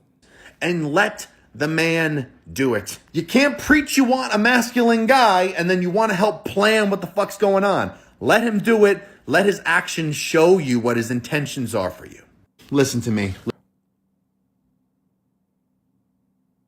Nico, right. So, don't do that. Really don't do that. And you're only going to see results that you don't want when you do that. And sometimes, obviously you're going to feel I know that you're going to feel frustrated when you're with a guy and you're feeling like, bro, like, when are you going to ask me out on a date? Or, oh my God, we've been talking for so long. How are you not getting the hint that we should go out on this date? Or we haven't spent any real time together? Or how are you not getting the hint? I'm free on Friday. You're free on Friday. Hey, we are both going to be available in the same city on Friday. Why don't we spend Friday together? Why don't we hang out at this restaurant you've been saying you want to go to? And you're feeling like, damn, how does he not know this? I'm going to have to spell it out for him. I'm going to have to actually do it. I'm going to have to actually plan it or whatever, just so that we can actually go there. It's a mistake. Why is it a mistake? Because even if you end up going to that restaurant on that Friday, by the time you get there, you're going to have in your mind, oh, we're here because this guy wants me and wants to be in a relationship with me. You're going to start operating in that relationship based on that theory. But what's actually happening is you're on that date because you are the boyfriend and the girlfriend. And if you didn't do that, you wouldn't be on this date right now. But once you start doing that one time, it's like a gateway drug. It makes it easier to do 2 times, then 3 times. And then all of a sudden, your whole relationship is only formed with a guy off the basis that you do all the work. You be the boyfriend and the girlfriend. You take yourself out. You give yourself princess treatment. You get yourself gifts for you, by you, through him. So you make yourself feel like you're in a relationship by using his meat suit, but you're doing all the work and he just ends up being there while you do all the work. But then you'll be frustrated months down the line when everything that this relationship is supposed to be at this point, it's not that, because you are the one carrying it on your back. Okay. Biggie says it can never be me. I hope it will never be you. I would hope so. Here are 3 ways to turn a situationship into a relationship. That's a bold climb. Let's see what you got to say, exotic girl Carissa. This is like the #1 DM I get from you guys. I'm going to break it down for you because I think there's a lot of misinformation out there. And we're all bad bitches on this page. If you're watching this video, then you're a bad bitch. So here's how to deal with it like the baddest fucking bitch. #1, if a guy is putting you in the situationship category, you have to do what you really don't want to do. And that's back off. Here's the thing. You think rationally, if you put pressure on this guy to commit to you, that he's going to break and commit to you. But rarely it works like that. A lot of times a guy, if he feels forced into a situation, he almost backs up and he doesn't want to commit. It's this whole analogy of, instead of chasing a butterfly, build a very beautiful, warm garden, and then the butterflies come to you. So resist the urge to pressure him into a commitment, because it rarely works out. And then a lot of times if he does fold and commit, it's never the way you wanted it to be, because he feels forced into it. And rationally, wouldn't you prefer a guy who wants to be with you, who wants to make that commitment to you? And believe me, there's a world where he comes to you, and that's what we're going to cover in this video. But step 1 is backing off, not forcing him into anything. Step 2, take back your power. Stop giving him all the power to make the decision if he's going to commit to you. Flip things around so that you're in the driver's seat. And say to him, listen, I wouldn't want you to make the wrong decision for your life. If you aren't looking for a relationship, that's okay. I don't want you to do something you don't want to do. You see what I'm doing here? You see what I'm doing? Then say, but ultimately, I'm looking for a relationship, and if things aren't progressing between us, then we're kind of wasting each other's time. So rational, so unemotional, and he's going to be like, wow, she's really level-headed. And Okay, I'll pause it here. First part of what she said, you got to take a step back so that that man can even actually want you. Very true. Second part of what she said, in terms of saying this, like, hey, I'm looking for this, and if that's not what you're looking for, that's fine. Do what you want, blah, blah, blah. I know she means well in saying that, but what I want you to understand is even when you say that thinking you're going to use reverse psychology to get what you want, just don't say it. If you actually feel like, if you get to the point in a relationship with the guy where you actually feel like he's not here for the same reason I am, and you obviously know why you're here for, you don't need to communicate, hey, by the way, I'm here for a relationship, and if that's not what you want, then that's perfectly fine. You don't need to do that, okay? You just need to remember, guys, they only receive indifference as an alarm bell to make a change. So anytime you want a man to make a change, just show him indifference, meaning show him that you don't care anymore. You don't show someone that you don't care anymore by telling him, by the way, so I just, I was writing down in my journal today, and I was writing about you as I always do. And when I was writing down in my journal, I was just going through all the things that I really want for my life. And I was just trying to analyze like the things I want for my life versus the things that you've been showing me. And I just feel like there's a little bit of a misalignment there. I would love for you to confirm or deny to me if the misalignment there is actually true that I wrote down. Don't do that. Okay? Don't do that. It's pointless. And guys, anything he will say to you, it doesn't matter, because he could say, oh, actually, I do want a relationship. It doesn't matter because he should show you that. He could say, oh, I don't want a relationship. And it doesn't matter because he'll show you that. So don't worry about saying any of that. And what she's saying, that makes a lot of sense. Because again, you're not like crying and begging him to be your boyfriend. Because I'm telling you, that never works with men. Like, never works. Save your breath. Step 3, that is not being afraid to lose him. Understand, even though you like this guy that you're in the situationship with, ultimately, if he's not treating you well, you have to love yourself more than the idea of him loving you. Instead of begging for him to choose you, choose yourself. And know fundamentally, if he's not treating you well, that's fuckboy behavior, and fuckboys are always replaceable. It's these high value men, these boyfriend material men, that's what's irreplaceable. But the irony is you don't have to tell that guy how to treat you. He knows how to treat you well. That's why he's boyfriend material. So you really have to have that unbothered energy to you. That includes being unafraid of losing him. Because remember, if you're afraid of losing him, then in your head, you're viewing him as the prize. Men are never the prize. No man on earth is ever the prize. Women as a collective are always the prize. Women, sacred energy. Men, that was like God's beta test. That was the first try. That's a good try, but women, always the prize. So do not be afraid of losing him, especially if it means choosing yourself. If you get him, but you abandon yourself, then you lost. Step 4, the final step, is following through on what you have laid out for him. So you've said, I don't want you to make the wrong decision, but if we want different things, then we shouldn't keep seeing each other. You're not afraid to lose him. And then you have to have strong boundaries. And here's where a lot of women get it wrong. Oh, that's where you get it wrong. So like really hammer this home, you guys. You have to set these strong boundaries that you don't tolerate disrespect with your actions, not your words. Oh, now she's talking. Now she's talking.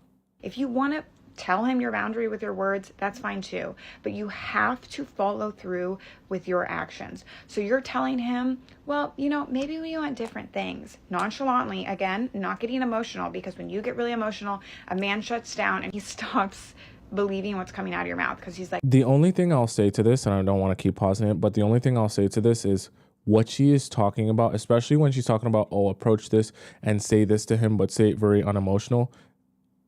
This is why I advise you to just withdraw also. That is so much harder said than done, because it's easy to say, oh, I'm just going to approach it so unemotional, so detached, like just so easygoing, like I don't care. And then you say exactly what she says, and he responds like, oh, I've been showing you that I'm a good boyfriend this entire time. And then you go, no, you haven't. What the heck are you talking about? You've been doing this and you've been doing like it's very difficult to keep composure, right? When he throws a wrench in there, or he rebuttals or gets defensive, and then you might start going crazy. Okay, so I just rather you just withdraw. Like, oh, she's emotional, shut down. But showing with your actions that you're not going to tolerate someone who's not going to commit to you. So that means if you have that discussion, well, maybe we want different things. And he's like, okay, yeah, maybe we do. Then you're not seeing him. You're not texting him back frequently. Maybe every once in a while you can text him back if you want. But the energy has to shift. If he doesn't commit to you and that's what you want, and you continue to show up for him as a girlfriend when he's not giving you the girlfriend commitment, goodbye. Men do not respond to your words. They respond to your actions. So no matter how much you sit there and you plead, please be my boyfriend, please commit to me, he's seeing that you're still there. And he's never, ever going to just fold and commit, because why would he? He's having his cake and eating it too right now. And I'm saying this with love, because all of you who are seeing men, you deserve the commitment you want. He's not meeting the standard of a boyfriend that you want. You have to pull back with your body. You have to pull back with your space. You have to pull back with your attention. Because I'm telling you, that's when he starts to listen. And he's like, oh shit, she's serious. She's really going to walk away. I'm going to be left with nothing if I don't commit. Carmen B says, oh my God, I did told him and I went off the rails. Oh, like you did, like what I just discussed? Yeah, going off the rails is never a good thing. And like I talked about before, when you go off the rails, you give guys that wank material. Okay, that's wank material emotionally for guys when you go off on them, because they get to say, oh, look how crazy she is. She's so crazy for me. Oh, she's acting crazy again like a psychopath. She needs to be in a psych warden. I must be laying down that good pipe, because girls don't go crazy for a guy unless they're laying down some good pipe. And all he does is use your crazy actions to feed his ego and convince himself that you're acting that way because of how amazing he is and because of how attached you are. So you kind of end up doing the opposite of trying to show him that this is actually something he should stop doing. And you actually kind of in the weirdest way show him that he should continue doing that, because you'll continue acting crazy and giving him that response. When your teacher used to tell you that whenever the class clown would act up, that everyone should just ignore him. That's because even when adults grow up, they understand like attention is currency, right? So for both men and women. So when the class clown was acting up, she understood, your teacher as an adult understood, the class clown wants to act up to get a rise out of me and the rest of the class. But whether it's positive or negative, that class clown just wants the attention. But when you take the attention away, the acting up loses its value. Okay. And even if it's negative attention, that can still be currency. So I say that to say, when you're with your guys, don't let it be forgotten that when you freak out and you lose your marbles like that, you go psychopath, that's currency, right? That's currency that he can bank and cash, right? And so if you want to actually show him that he needs to make a change, you show him indifference, like you don't care. That is the thing that actually makes him say, damn, maybe this is a kind of useless waste of my time, and maybe I should stop doing this. Let's go to our next one. There is absolutely nothing more attractive than a talkative woman. And when I say talkative, I'm talking about a woman who does not know how to shut the fuck up. Do not get confused. Long term, ain't nobody looking at your body, your booty, your face, your makeup, your outfit, none of that type of shit. The only thing that matters is if you have substance. And in this world, a lot of women do not be having shit to talk about. Talkative women be funny as hell, and they make dinner dates fun again. Because for a long time, I used to hate going to dinner for a date because the only thing that's entertaining me is the food. But when you got a woman who can just go on a rant about any topic at any moment, I promise you that's the greenest flag there is, because a lot of motherfuckers be dead silent when it comes to actually having to hold a conversation. Call me old school, but nothing displays your creativity more than the conversation. Because anybody who can come up with something to talk about, a joke, a rebuttal, all of these type of things in real time is the person that I want to be around. I promise you all of that other shit means absolutely nothing to me. So I'm saying that to say, if you run into a woman who absolutely cannot shut the fuck up, marry her. And marry her quick before I run into her. There is absolutely... Ooh, I'm scared, Mason. I'll say that. So someone seeing it said in the chat, Tom's about to really strongly disagree. Here's why I disagree. Because in theory, having a girl who can talk sounds good. This is another example of the things that men say they want. When they actually receive that, they don't respond well to you. What I mean by that is, if you go out on your date, let me mark my words, if you go out on your date and you spend the entire date yapping about yourself, one, that man is not going to feel any closer to you hearing you talk about yourself and your life. So you'll have lost there, because that guy's going to leave that date not feeling any closer to you. Second thing that will happen is you'll spill so much information about yourself that he gets to use to his advantage to figure out how to get closer to your heart and how to get closer to what's in between your legs. That's also a loss for you. So you've lost in two ways. You've now left this first date. You yapped your pants off. You feel great now because you got to trauma dump and say, talk about you the whole time.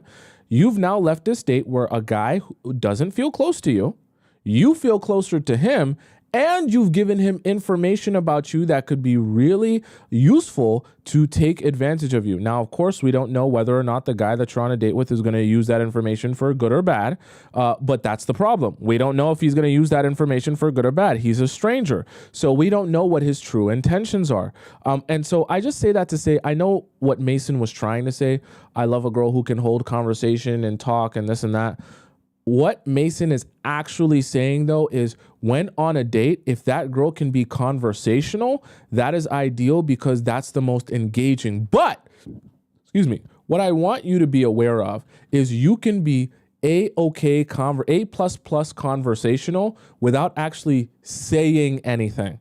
You can be A++ conversational just by being good at asking questions and being an engaging listener.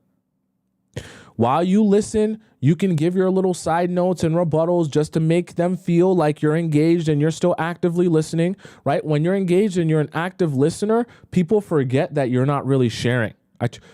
I tell you guys this all the time, and I wish I could take you guys out with me somewhere so you could see this like firsthand. I wish I had someone to like practice for you on and give you guys a firsthand example for it. Because when you are when you're good at asking questions and good at being an active listener, people forget that you're not sharing. They just get into this trance of spilling and talking and talking and talking, and they feel like you're part of the conversation, but it's really just them sharing about themselves. So yeah, in theory, being a good conversationalist is more interesting and more engaging, but talking about yourself a whole bunch on the date is not really gonna get you to where you want to go, truthfully. Okay. Ivy donates $20 in the YouTube chat. She says, I thought it was okay to say you are looking for a relationship. What do you say to a guy in that case that you have had a casual history with? He only sees you that way. Are you referring to our last video where she was talking? Our last video, she was the girl was talking about going from a situationship to a relationship. So once you get to the point where you're in a situationship now, like, so obviously you start dating someone from the aspect of, hey, we're trying to build something here, okay? Because the guys are going to come on the date with you and say, yeah, I'm looking for something serious too. Let's just be for real. Like, which guy is going to come on the date with you and say, yeah, I'm looking for something unserious? Most guys aren't going to do that. So that's already kind of set in stone. Now it becomes a situationship where the confusion just kind of exists and nobody's really having any clarity here. Here's the thing though, and this is what you also have to take in. Like majority of the time, you as a woman, you don't need to come out and say, hey, I'm here looking for something serious. Unless you come out of your mouth and say, I'm looking for something unserious, it's already assumed you're looking for something serious. And so I just say that to say, like, even the guys, even if you don't say that, if a guy really likes you, he's going to try to make it something serious. So don't let that become lost upon you. I just say that to say, Ivy, I know like it's not a crime to say you're looking for a relationship if a guy asks you that, but I just want you to understand it's not something that you have to keep like repeating over and over again and like be like, oh, I don't think I'm providing you absolute clarity on the fact that I'm looking for a relationship. Guys, like they're not dumb. Okay. So just keep that in mind. Of course, if someone asks you, you can say, yeah, I'm looking for a serious relationship and things like that. But in the sense of where she was talking about taking a situationship from a situationship to a relationship, you don't need to double back on the guy and say, by the way, just making it absolutely clear on you, we've been messing around for 4 to 5 months and this situationship is not working out for me. I'm looking for something more. It's a waste of your breath. It's a waste of your breath. You don't need to do that when it's already an existing situationship, and the guys know that they're not taking this seriously. So it's just not necessary to waste your breath, because when you say that, like it's not like you have to understand when you're saying that, it's not like those guys are going to come back and say, oh, thank you for letting me know you are looking for a relationship because now I'm going to ask you to be my girlfriend. Because if they already felt like they wanted you to be their girlfriend, they would have been asked you, or they would have been, pushing this down that path. So you saying that doesn't really do anything. A lot of times the guys are the ones that are going to give the clarity on what they want to do, and they give that clarity through their actions. So you don't, especially like you mentioned here, like with in your question, someone that you've been knowing, like at a certain point, the back and forth of providing each other, hey, I'm looking for this, I'm looking for that. At a certain point, it just becomes a waste of breath. Like once you're in a situationship, you shouldn't have to keep establishing what you're looking for. Like it's so pointless and it's so ridiculous. Don't waste a lot of breath, Ivy. Okay, I don't want you wasting breath. When you're first dating someone and they ask you what you're looking for, sure, you can say you're looking for a relationship. But at a certain point, when you've been dealing with someone over and over again, like going back and forth just becomes a waste of your breath, continuing to tell them that you're looking for this and looking for that. Okay, let's hop into our next segment. I know we didn't get to watch too many videos, but I want us to keep on track today. So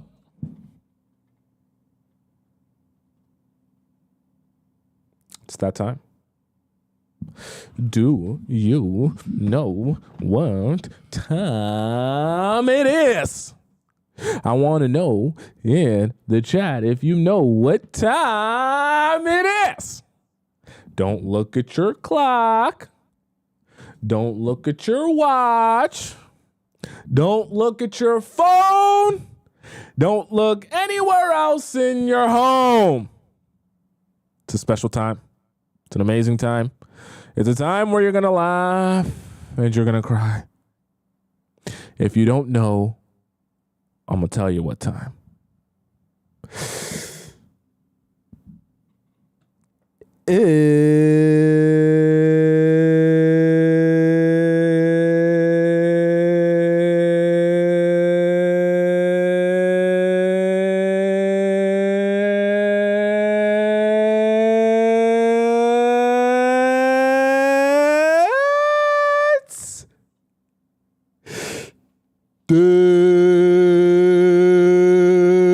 Discord time.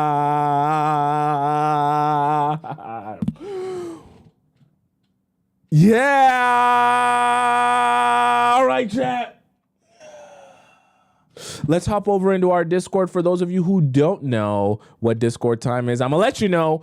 Discord time is an amazing time. It's an awesome time. It's a time where all of the amazing members of the Discord community, of our Players Club community, get an opportunity to ask me a question about their relationship or situationship, and I answer it live on the show. Now, there's a couple ways for you to submit your question. Okay, I'm going to explain them to you these 3 ways. First way is for you to go over to our free relationship advice section, our forum in our Discord, and you access that simply by going to the link in my bio on TikTok or the link in my description. You access it, go to our free relationship advice section, and you ask your question in there. Make sure you format it how everyone else has formatted it. But you'll see here all these highlighted questions are questions I haven't answered. So if you ask your free question today, it's going to take me a couple weeks to get to yours because the oldest question here is 27 days old. And so I have to get to those older questions before I can get to yours. Now, if you ask your question today and you're like, Tomisin, I don't want to wait a couple of weeks to get my question answered. I'm an impatient person. I need my question answered pronto. It's time sensitive. You have another option in order to skip the line of people so that you don't have to wait, and you can access that by going into our premium relationship advice. Same concept to the forum, except in order to get into premium relationship advice, you have to donate to the show. So the way you do that is go into the link in my bio on TikTok or the link in my description, click where it says premium relationship advice, you donate to the show, and when you're donating to the show, it's going to prompt you to put in your Discord title of your message and your username. That way I look it up on my phone and I get a notification and I'm able to see and verify that that's you that sent that message. That way randoms can't post into the premium section and they get to skip the line without having to actually donate to the show. So the people that are in here actually deserve to be here. That's how we keep it fair for everyone in the Players Club community. Now, if you say, Tomisin, I love you so much and I want your advice, but I don't want to put my relationship information out on Front Street. I'm a very private person, but I do want to get your take on some stuff. You can also ask me a private question by going into our Discord where it says private relationship advice, or the link in my bio on TikTok. It's also available in the link in the description. Click where it says private question and you fill out the form real quick. You ask your question, you donate to the show, and then it gets sent to me and I answer your question through your email. And I'm the only one that sees it, and I respond to you via voice message and I respond back to that same email. Okay. So with that being said, let's head into our premium section and answer our first premium question here today. So Lil Cine Gang asked a question today. She says, follow-up advice needed on an ex situationship. Okay. So Cine Gang starts off by saying, hi, Tomisin. This is a follow-up from one of my previous questions linked. Oh, by the way, if any of you guys are missing context, you can always go into the Discord, click the questions, and read up on the things that you might have missed. It's like episodic. You got to be here every single day. Lil Cine Gang says, I'm 29 and the guy is 35. This was a situation where it started off casual, but I started having feelings and wanted something more serious with him, kind of like we were just discussing in our reactions. I gave him an ultimatum and he said, and he told me he had so much going on in his life right now. He has a child, an ex-baby mom, and has a very demanding job, so he couldn't commit at the time. Fast forward a month and a half later, and I received a text from him. I was really surprised to receive this text, as I thought he would never come back, as his last message to me seemed pretty final. In his text, he told me that he didn't want to intrude on my life, but he wanted to reach out as I have been on his mind lately. I didn't respond for a day, and he double texted me and asked if I wanted to go out on a date with him. Aha! See what I be saying? Okay. See what I be saying? He has asked me to go out for dinner, and I did respond and agreed to go. He set a time and a date in advance and picked a really good spot. Isn't that funny? Isn't that funny? When Lil Cine Gang was beating down his door, giving him ultimatums, telling him he's not taking it seriously, all he had was excuses. My baby mom, I have so much going on in my life, my child, my this, my job, my everything, my life, my toe hurts, everything hurts, I can't do this. All he had was excuses. As soon as Lil Cine Gang got off of his back and just let it go and withdrew and stopped caring, all of a sudden he was able to ask her out on a date, double text her, plan the whole date. Isn't that like magic? It's like magic. Okay. He asked me to go out for dinner and I did respond and agreed to go.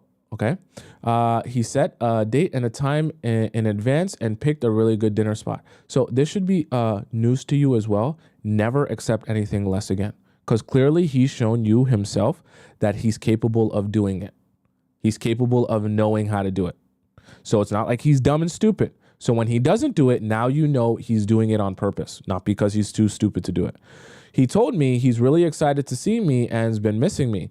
I have my guard up with the situation because I was really hurt from how it ended previously, and I've just been able to start moving on from him. I'm going in with the mindset of wanting to hear what he has to say and seeing if he would approach our situation differently this time. Would love to hear advice on how I should proceed with this situation so I can avoid getting played again. Thank you, Tomisin. So, Losini gang, you're in a great situation here, and I'm so glad you sent this in premium because this is obviously time sensitive. So, Losini gang, what you need to do here is this is his prove it time. So, when you go out on this date with him, you need to be asking him questions specifically. I'm going to give you the specific type of questions you should be asking. You want to get a sense of, okay, where was your life then, where it was then, and where is your life now? How have those things changed and why? Also, what you want to be getting an understanding of, based on how your life was before, what have you changed or gone through the effort of changing or adjusting that now makes this a better time for you in your life? Is it that you figured out some situations with your job, you have more money now, your situation with your baby mother is a little bit better? You need to get an understanding of what has actually changed now, because clearly something has changed. It's not just he just woke up one day and said, okay, now I'm ready, right? Something must have changed. And if he's serious, he's made a change in his life so that he can actually be ready to date you and put his best foot forward. What you want to be getting a sense of is if something has changed or if he's actually made an adjustment for his own life. Why? Because if he has not made any adjustments for his own life, you're only going to go through the cycle over again. Okay. And you're going to notice if he just, chats up things that don't mean anything, or he just says, oh, we're just going out on this date because I really like you and I really miss you. That's not really a strategy forward. So you want to start getting a sense of like, okay, you were in a place that didn't allow you to be in a relationship before. What's different now? Okay. What's different within you? What's different externally in your life? What's different in your, with your baby mother? What's different in your job, your career? Understand what's different and understand if he has a plan or a course forward in order for that to not be an issue again. Those are the type of questions you want to be asking on this date. And all you need to be doing after you ask those questions is listening. Let him do all of the talking. You just be an engaged, active listener and make him feel like you're engaged in the conversation and you want to hear what he has to say. When he asks you questions back, just, be vague. Of course, he's going to ask you, what have you been up to? Da, da, da, da. Have those answers prepared. Be short and sweet with them. Don't spend a whole bunch of time. I was so sad, staring at the wall while you weren't texting me, blah, blah, blah, blah. No, your life was good. You were doing good. Things were great. Now let's get to what you were doing. Let's get to what you were up to. Let's get to what's been going on in your life, because you need to have a clear understanding what's transpired, that's changed, that made him have a change of heart, and where he is now mentally and emotionally. Get him to talk a lot, because the more he talks, the more he'll reveal to you what his current mindset is. As he reveals that to you, then you'll start getting a sense of if this is actually like redemption where he wants to take this serious, or if this is just like a game for him to play, okay? Let him do all the talking, and for sure, do not sleep with him. Okay. Don't sleep with him. Let him do all the talking. And I also advise you cut the date short after 2 hours. Okay. Don't make this a big comeback. We spend 10 hours together on this date because now you asked me to go out on one date, blah, blah, blah, blah. Let's see if he can do this again in a week. Let's see if he can do this again in 2 weeks, in 3 weeks, in 4 weeks, right? Let's see if he can stay consistent with this type of energy. It's great that he reached out to you. It's great that he planned the date. It's great that he did a lot of the things that you were begging for at the beginning. That's great. But let's see if he can continue down that path. So when you go on the date, let him do most of the talking, hear what he has to say, and then cut it short after 2 hours. You're not going back to his house. He's not going back to yours. You have stuff to do. And if he really wants to see you on an ongoing basis, he can continue doing that over the course of time. It doesn't all need to happen once, at once right here. Sweet said, yeah, consistency check. That's exactly what it is. You're doing a consistency check because it's great that he did this one time, one day, one night for one date. But let's see if he can be consistent with this type of energy over the course of time. And now, this is the best part. You're in a great place, Lil City Gang. So now for the rest of your relationship with him, you never again have to question if he just doesn't know, is too dumb to understand, or isn't capable of doing it. You know, this is actually, you should be very happy because now you have clarity, right? You can be at peace knowing that you don't ever have to beg him for anything because he knows how to do the thing. He knows how to be a man. He knows how to plan the date. He knows how to ask you out. He knows how to like take the lead. So now you know if he ever doesn't do that in the future or next week or for whatever reason, you know that that's an active choice, not a mistake, not a misunderstanding, not a confusion. It's a choice. And that's great for you because then you don't have to be going back and forth in your mind. Oh, I've got to over-explain myself. I've got to tell him this. I've got to say this. I've got to complain about this. I've got to communicate this. I've got to, blah, blah, blah, and, just lose your mind, right? You just be like, oh, no. When you stop doing it, it's because you actually don't want to do it anymore. And it's because you actually don't mean it anymore. Because when you wanted to do it, you did it and you knew how to do it. Okay, this is great for you. You're in a great place. You should be very happy, smiling from ear to ear. Okay, so that's my advice to you. Next, we have here Babliss. Okay, or Babyless. Baby Bliss, I guess. Baby Bliss says, help me. Baby Bliss says, I am a 25 female nurse. I run into hot resident doctors all the time. This is going to be what Pat story here? Okay. I know you would recommend staring at them. Oh, well, okay. No. I wouldn't recommend to stare at them. I'd recommend using eye contact to kind of show them that you're interested, except it's a little bit different when you're at work, just because that can be like, that's not like necessarily a place people go where they're assuming, hey, you're staring at me because you want me, right? It's a little bit less obvious. So just keep that in mind, okay? Which I try to do from a distance, but I get so nervous when they are close to me or stare at me back. So are you saying like maybe some of the doctors in passing? Like, yeah, if it's a doctor that you're not like, you don't regularly see and in passing, you just kind of give them a look, then yeah, that can communicate like the tension there. Okay. But if it's like, sometimes if you're working with someone, you just look at them for long periods. Sometimes it can be like, they might not know, is it for work? Is it a work thing? Or like, why are you know what I mean? I'm just being honest. How do I get over this fear of like having eye contact with someone? Is that what you're asking? How do you get over the fear of eye contact? When I run into them so closely, I get so nervous and I look away, and before the moment is gone and I feel bad. Is there another move I can pull to open the doors for them to pursue me? How do I know if he's interested in me back?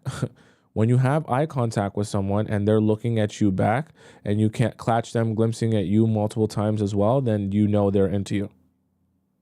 Okay. And do guys that are financially in a good position go for girls that don't make enough money as them? 100,000%. Like what? Like the most powerful, rich, amazing men are not amazing men. Like the most powerful men in the world are not driving around saying, "Oh, I'm only looking for someone who's a billionaire like me." They don't care about that at all. In fact, the men who have the most money care about their women having money the least. The men with the most money don't give a damn about 50-50. They don't care about that. They really don't. So no, that's not at all a factor. Or not as super hot as them. If we were putting it on a scale, I'd say for rich, really powerful men, you being hot matters more than you having money. 100%. If we had to choose one, definitely it's you being hot more than having money. I don't want to give off desperate energy. How would you? I have locked eyes with one of them a few times. So that should tell you something. Or when I look at him, notice him shifting his eyes away. I don't know what that means. Could be something going on here.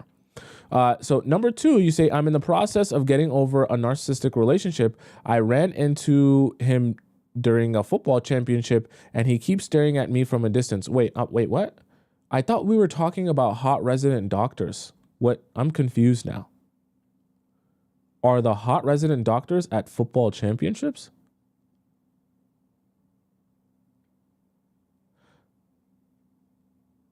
Oh, you're talking about the narcissistic person that you were in a situationship with?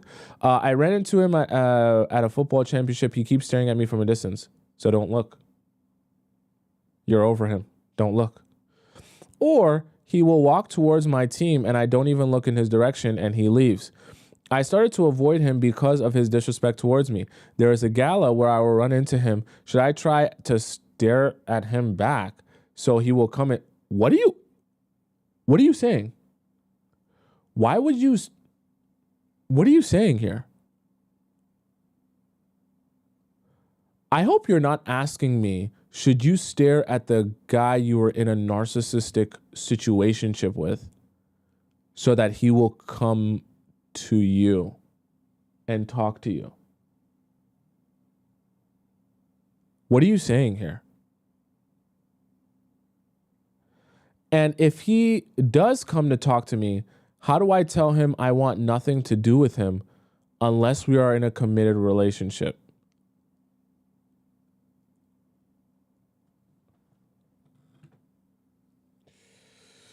Oh boy. Oh boy.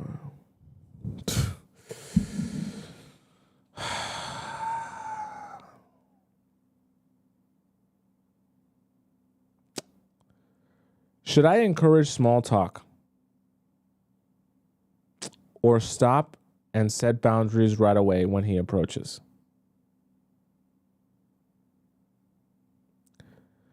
If he doesn't approach, how do I get over him? I did do the letter process. I was thinking of also writing him a goodbye letter. I'm gonna take a break, chat. I'm gonna take a second. I'm gonna take a second, chat. Oh God. Oh.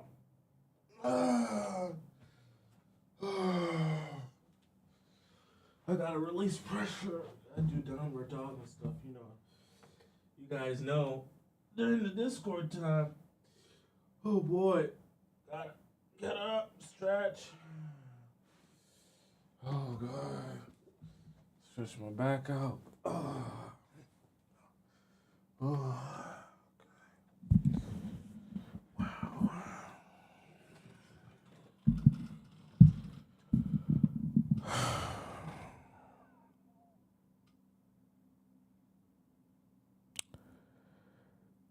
Do not write him a goodbye letter. Okay, I'm going to keep that simple for you. But it's hard to not stop thinking of him returning and acting right. How do I stop hopium?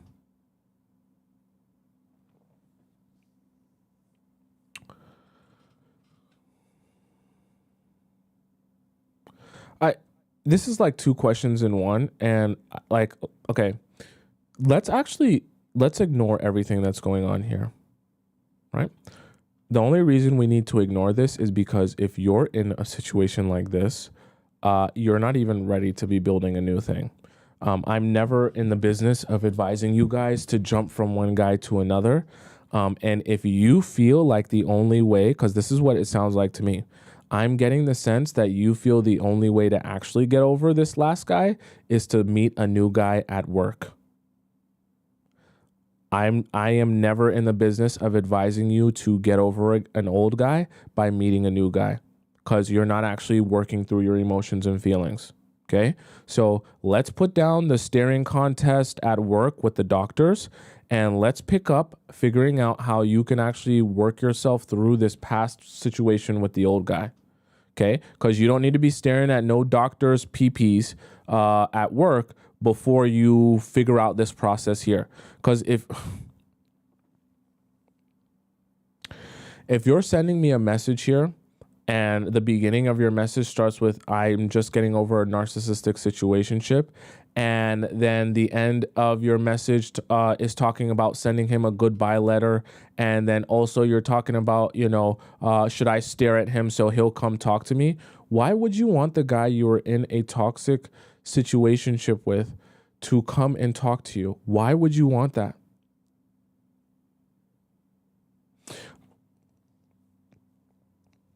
You're talking about hoping that he'll return and act right. But you do realize the whole point of a situationship is that for a long stretch and period of time, there was no clarity. I need you to understand, after a certain period of time, there becomes no more relationship. What I mean by that is you can't continue saying, oh, next time, maybe he'll act right. Next time, maybe he'll act right. Next time, maybe he'll do right.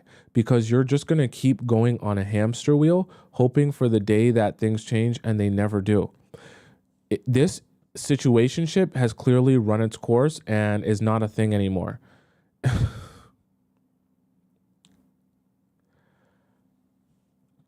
I know sometimes there are success stories like Lil City Gang last time, where she basically, ignored the guy and just left him and built her life outside of him. And then he came back and is wanting to act right so far. But what I want you to understand is, aside from the stories like Lil City Gang, there are even more stories like this where you'll be in a relationship with a guy who doesn't take you seriously. And after you pull away and actually start bettering yourself in your life, he still doesn't reach out to you or message you or do anything with you because he never even wanted you in the first place. Now, baby bliss, this does not say you're a bad person or you're undesirable or anything like that. But what you have to understand is you need to let go of the idea that you need to make the person you're with that one specific person who won't treat you right.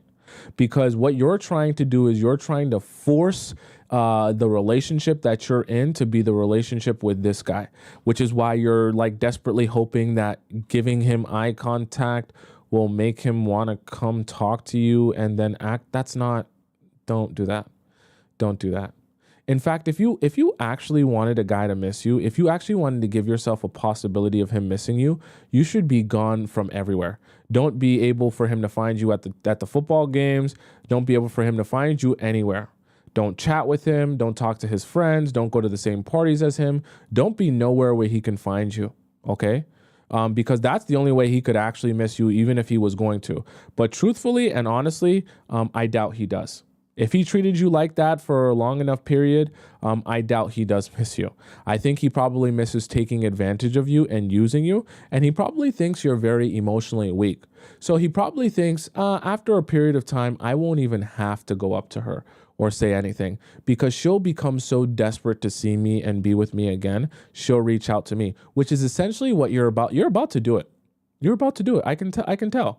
You're about to do it because you're building up like the courage and you're building up your narrative for why you're going to reach out or what the reasoning is. You're already doing it in your message. You're doing it, right?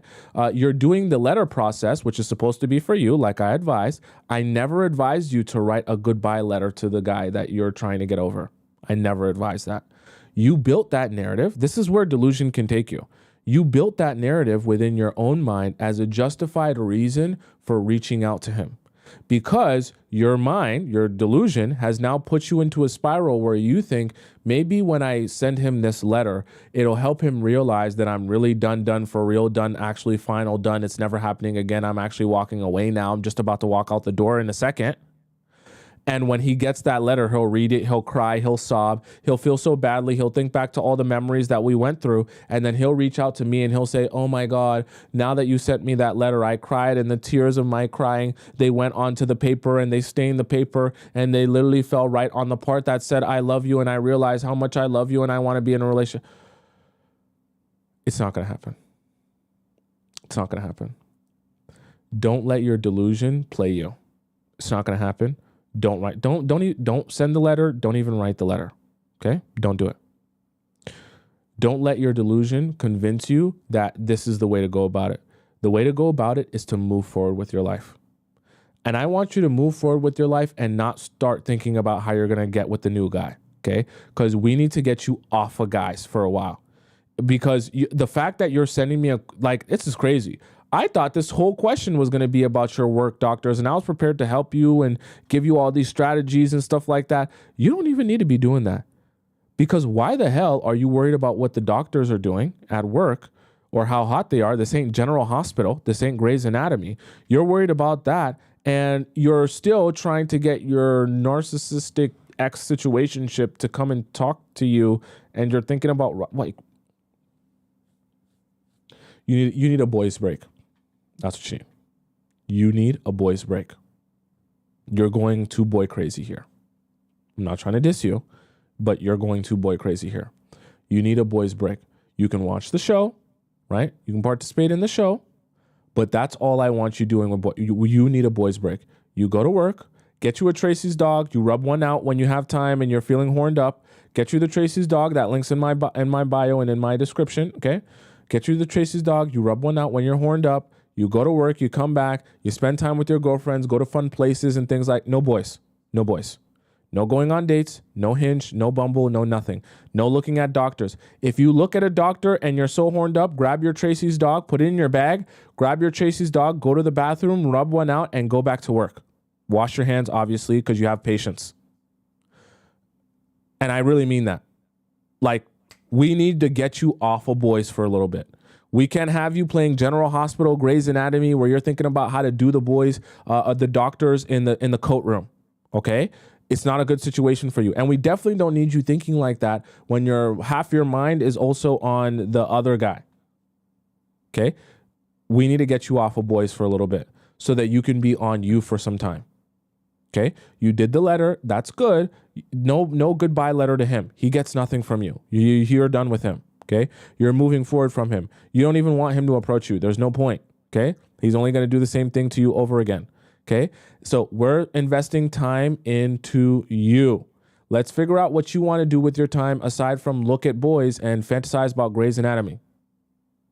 Okay, let's figure out what the rest of your day consists of outside of that, right? Because you have a life outside of just work, and you shouldn't be spending all your times at football games to look at more boys. Stop the boys. No more boys. Let's get your life back on track and get it focused on investing in you instead of thinking about, oh, how can I have more boys in my life? I really mean that. Okay. Next we have here Kendra Black Butterfly. Kendra says, what could he be gathering thoughts about before we can speak on this topic?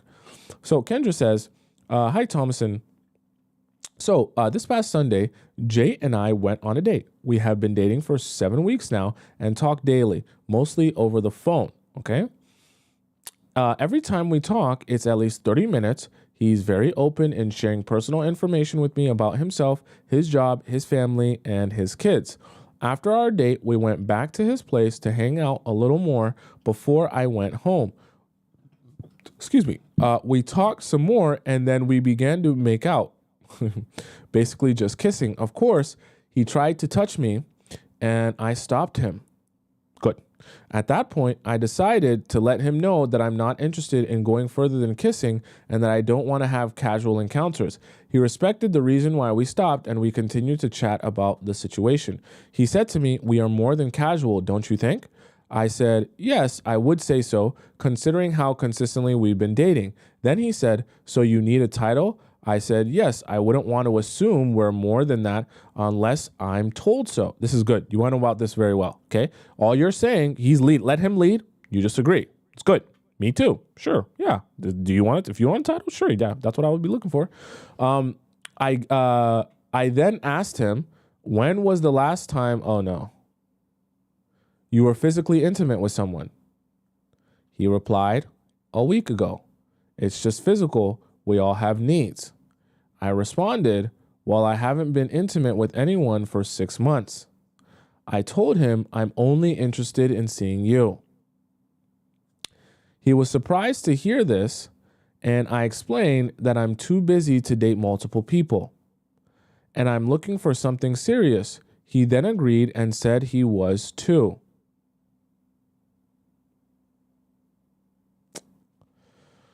I then thanked him for being honest and said, let me know when you are ready to be serious. You're starting to fumble here. He kept saying that he was, and I ignored it because he could have just been saying that just to get what he wanted, which he still would have gotten it at that point anyways. Sorry, I think you meant say he still wouldn't have gotten it at that point anyways. I just kept saying, think about it and let me know. We talked a bit more. He asked, was I staying? I said no. He walked me to the door and gave me a passionate kiss, and then I went home. Okay, nice and wet, Patty. On the way home, I was thinking about what he said to me regarding being sexually involved with someone a week ago.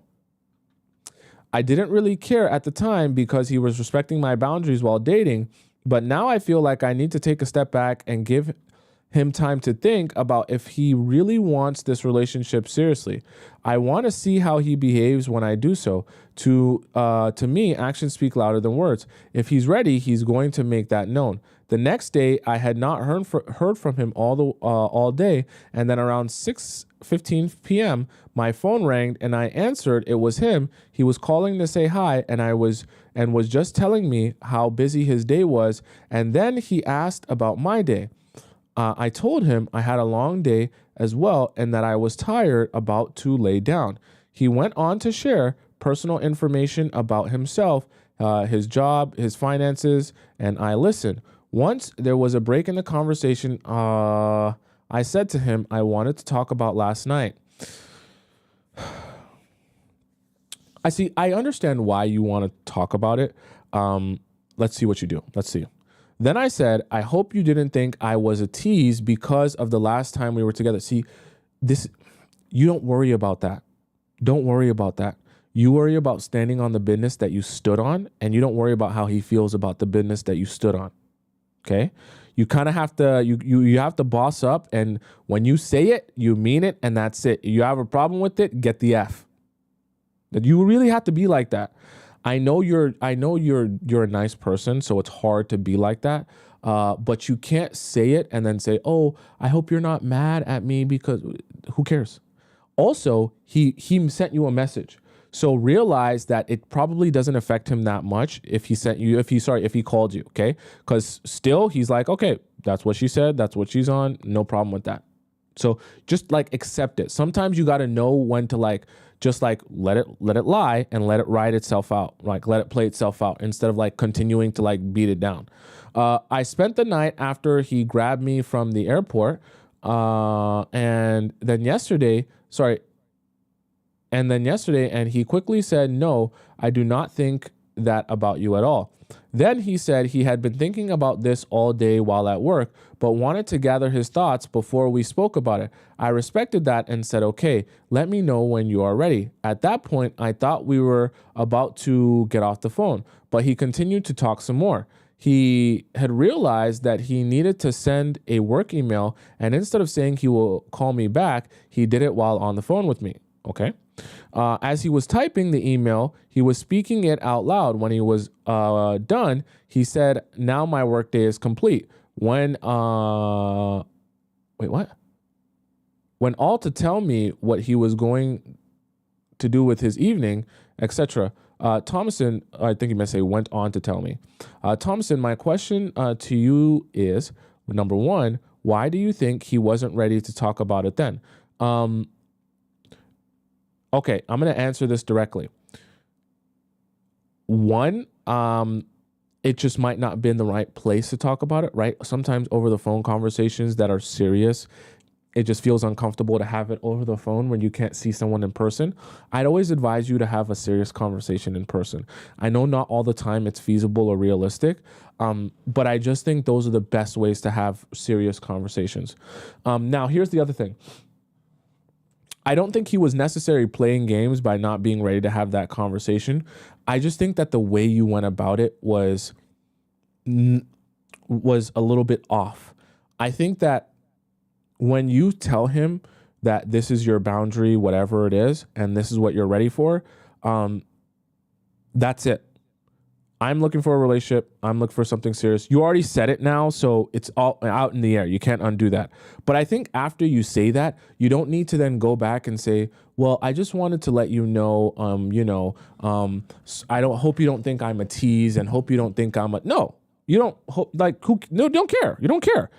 You did it because that's what you expect. That's the boundary that you have, and that's who you are. You're not going to apologize that, oh, I hope you don't feel bad. And you also have to you have to take the action of him calling you and speaking to you and asking you about your day as clearly what you said or what you didn't bother him that much. So what has happened here is through the time of him not messaging you, you've had a little bit of anxiety. So now you're taking out that anxiety in your phone call with him.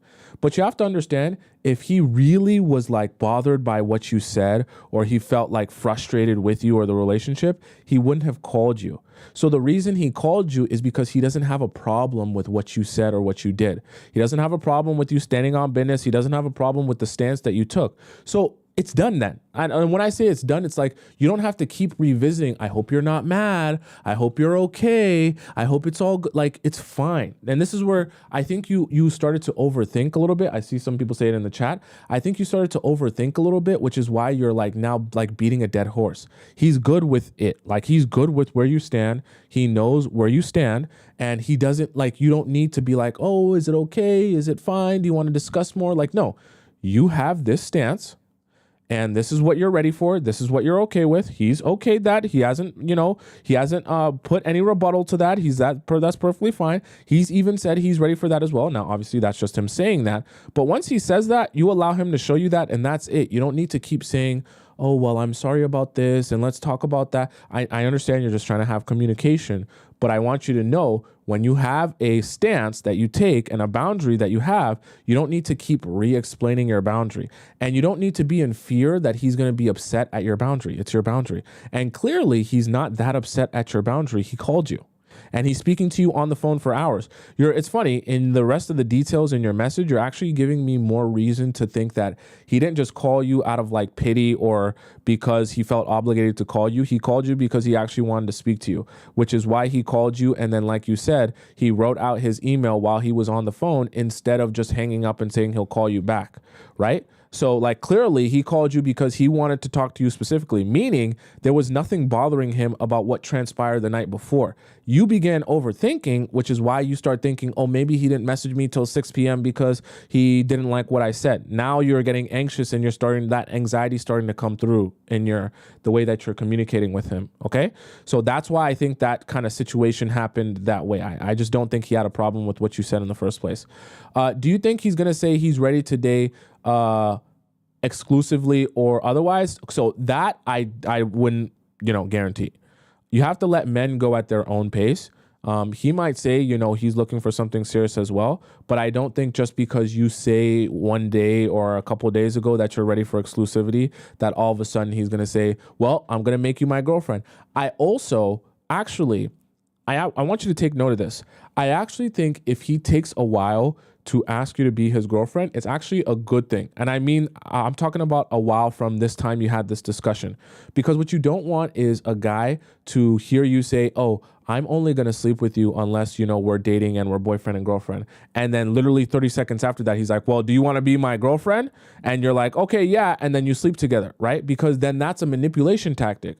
All he's doing is asking you that because you said that's what you wanted, right? So he's giving you what you wanted so he can get what he wanted. You don't want a guy that's going to do that. You want a guy that's going to move off of his actual genuine intention. So if you have that conversation with him, he takes it in for a couple of days, couple of weeks, and then he asks you to be his girlfriend when he's ready. That's a good thing. You don't want him to just, you said you wanted me to be your boyfriend, and okay, then that's how you're going to sleep with me? All right, let's be boyfriend and girlfriend now. You don't want that. That's manipulation, okay? You want him to move when he's actually ready to do it. So then you go on to say, when I talked about it with my girlfriends, one of them said she thinks I messed up, as do I. I think you were overthinking a bit. But I said to her, I didn't think so, because even after the encounter, we continued to talk while I was at his house, and then he laid his head on my lap. I rubbed it and also rubbed his ear while we continued to talk. And then offer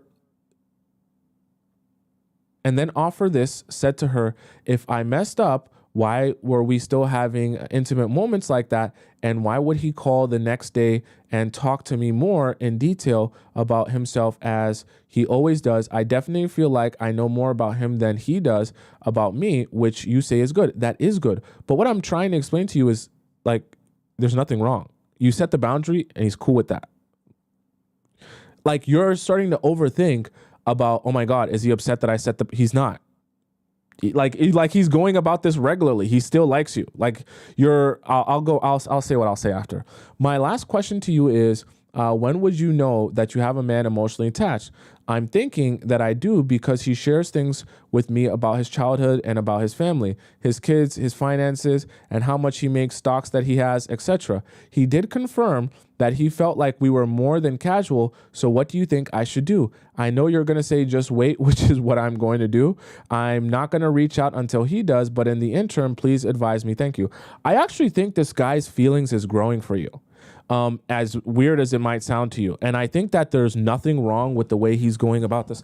Now, obviously, it's not ideal for him to say, I slept with someone last week, but I think definitely in the ways that he's being very intimate with you. And I'm not talking about intimate with you like, I'm hard right now. What are you wearing? Like, I'm talking about being intimate with you like he's clearly like confiding in you and talking about deeper things. And he starts, this is the thing you need to take into notice. If he's calling you at the end of his day, that signifies that you're more like a stress reliever than a stress addition. Are you following what I'm saying? I'm just going to give you some man speak here, some man translation. If he's calling you at the very end of his workday and he wants to have a conversation with you at the end of his workday, that means he sees you as relaxation, not pressure and not stress. Because if at the end of the workday, that's when you want to relax and put your feet up and take a break. So if the first thing he's doing when he wants to take a break and relax is call you and speak to you on the phone, that's actually an indicator that he likes spending his time with you. Just keep it there. This is where I say you're actually doing so well that you're overthinking and kind of self-sabotaging here. You're doing fine. I think he actually has real genuine feelings for you, and they're building up over the course of time. I think if we're thinking about this yes, of course, it's not ideal for him to be sleeping with other women, of course, but he's single. But let's think about this as you in comparison with all the other girls. Let's think of you as queen bee. You're the queen here. You're the queen of the castle. He's looking at you, thinking about you. He wants to spend his time with you. He wants to talk to you all the time and be around you. He wants to confide in you and spend his time, with you and him together. You are queen bee. Don't worry yourself with what the peasants are doing. Okay? I know that this is a bit hard to do because naturally you're going to be like, well, I want him to be as invested in me and all this stuff like that. And I want to make sure he's not talking to anyone else. Take a chill pill. I promise you, guys, when he's doing this with you, this is not something he's going to be able to do with all the other girls. So keep your queen bee status. Don't be concerned with the peasants. The peasants can't hold a candle to you. And I want you to exacerbate that by don't address the peasants anymore, okay? In your very specific situation, Kendra, there is no more need to address the peasants. He calls you when he wants to talk to you, and clearly he does that a lot. He asks you out on dates, and clearly he's been doing that a lot. He likes to spend his time with you, to confide in you about himself and his life and what he's going through. Let him continue doing that. You are queen bee now. He's doing all that with you, and you're literally saying, pineapples is not on the table. Sleeping with me is not on the table. So whatever you choose to do, understand it's not on the table. And he's still continuing to do that. You're in queen bee position. There's nothing left to do. Don't concern yourself with peasants. If he's sleeping with those peasants that allow him to sleep with them, that's actually actually, you should be happy to hear that, as weird as it sounds, because that's confirmation to you. The peasants that you're dealing with are letting you sleep with them. That's why you entertain them. I am not going to allow you to do that. You're still spending your time with me knowing that's not a possibility unless we're actually in a committed relationship. So you're already separating yourself from the peasants. Now, I'm not trying to be mean to those women and call them peasants, but I just want you to understand, you want to be separate from what he's doing with all those other girls. And you want to make it seem like I've got what I'm going on over here. What you are doing with the peasant girls is none of my business, because that doesn't concern me, and I'm never going to stoop down to their levels. Then it allows him to say, oh, it's not even exciting or fun anymore, because he knows in his mind, I'm just using those girls and I don't really like them. Because I guarantee you, the girls that he's using because he has, he needs pleasure, if they took pineapples off the table, he would not deal with those girls anymore. He's dealing with you despite the fact you don't even have that on the table as a possibility. So keep yourself separate from those girls. Don't continue harping on the girls he's not even thinking of. You think when he called you at 6 p.m., he's thinking of the last girl that he jackrabbited himself inside of last week? No. He's thinking about you when he gets off work because he wants to speak to you and spend some time with you. Don't start bringing up other girls. This is the mistake that sometimes you guys make. This is where I want the lesson to come in for everyone. Don't make the mistake when you are the it girl of spending your it girl time with him talking about all the other peasants. Especially at the beginning, that can be a mistake. You're the it girl. He's here paying attention and spending his time with you. He's not getting off of work and thinking about all these other girls. He's not going to call them. He doesn't have time for that. He doesn't want to spend that time with them. He wants to spend that time with you. So don't let it be he calls you to spend this time with you because you're the it girl, you're the queen bee, and then you spend all the time talking about the peasants that he's not even thinking about. Because every time you harp more on the peasants, it makes him feel like, well, are the peasants that important? Maybe the girl I was talking to and I slept with last time, maybe she is that amazing. Maybe that's why I keep talking to her. You want his time with you to make him forget about all the other girls, right? That he can actually say to himself, damn, I love spending time with her. I would love to put away these other girls to spend more time with her. Don't make him be reminded constantly of the other girls while spending time with you. Be queen bee. Let the peasants worry about, but you're spending all your time with Kendra. Why don't you want to be with me? And how come when we're together, you're always answering her messages and calling her? And if Kendra texts you, you're literally going to drop everything to be with her. Exactly. Because you're queen bee. Right? You don't be saying, why are you texting this girl and what's going on with her and why don't you? No, you don't. You're a queen bee. When he's with you, he pays all his attention to you. And if he's ever with another girl, he pays all his attention to you if you are talking to him. Stay queen bee is my point. Okay? Don't get thrown off your tracks. And I think you're actually moving in a good direction here. Stay queen bee. Don't harp too much on this. You've taken your stance. And he knows where you stand. He's communicated to you where he stands. And let's see if he follows through with that. No more peasant talk. You're queen bee. Keep it focused on you and him now, right? This is your time to shine, not other people's, right? Okay, chat. I know that those were kind of long. I want to make sure I gave it in detail, all right? For those of you who want to send me in a message, don't worry. You got multiple ways. You can send me in a private message, or you can go into Relationship Advice Premium and send me a premium Discord question. If you have a question, just do that link in my bio or the link in the description, whichever one you want to send in. Okay. Let me go to, I think we had a donation here that I missed here. Thank you so much to Ivy who donated $20 in our YouTube chat. Ivy said, I thought it was okay to say you are, wait, what? I thought it was okay to say you are looking for a relationship. What do you say? Case. Oh yeah. So I think I answered that one, right? I answered that one. Yeah, I answered that one. Okay. I answered. Yeah. So does that make sense to all of you people?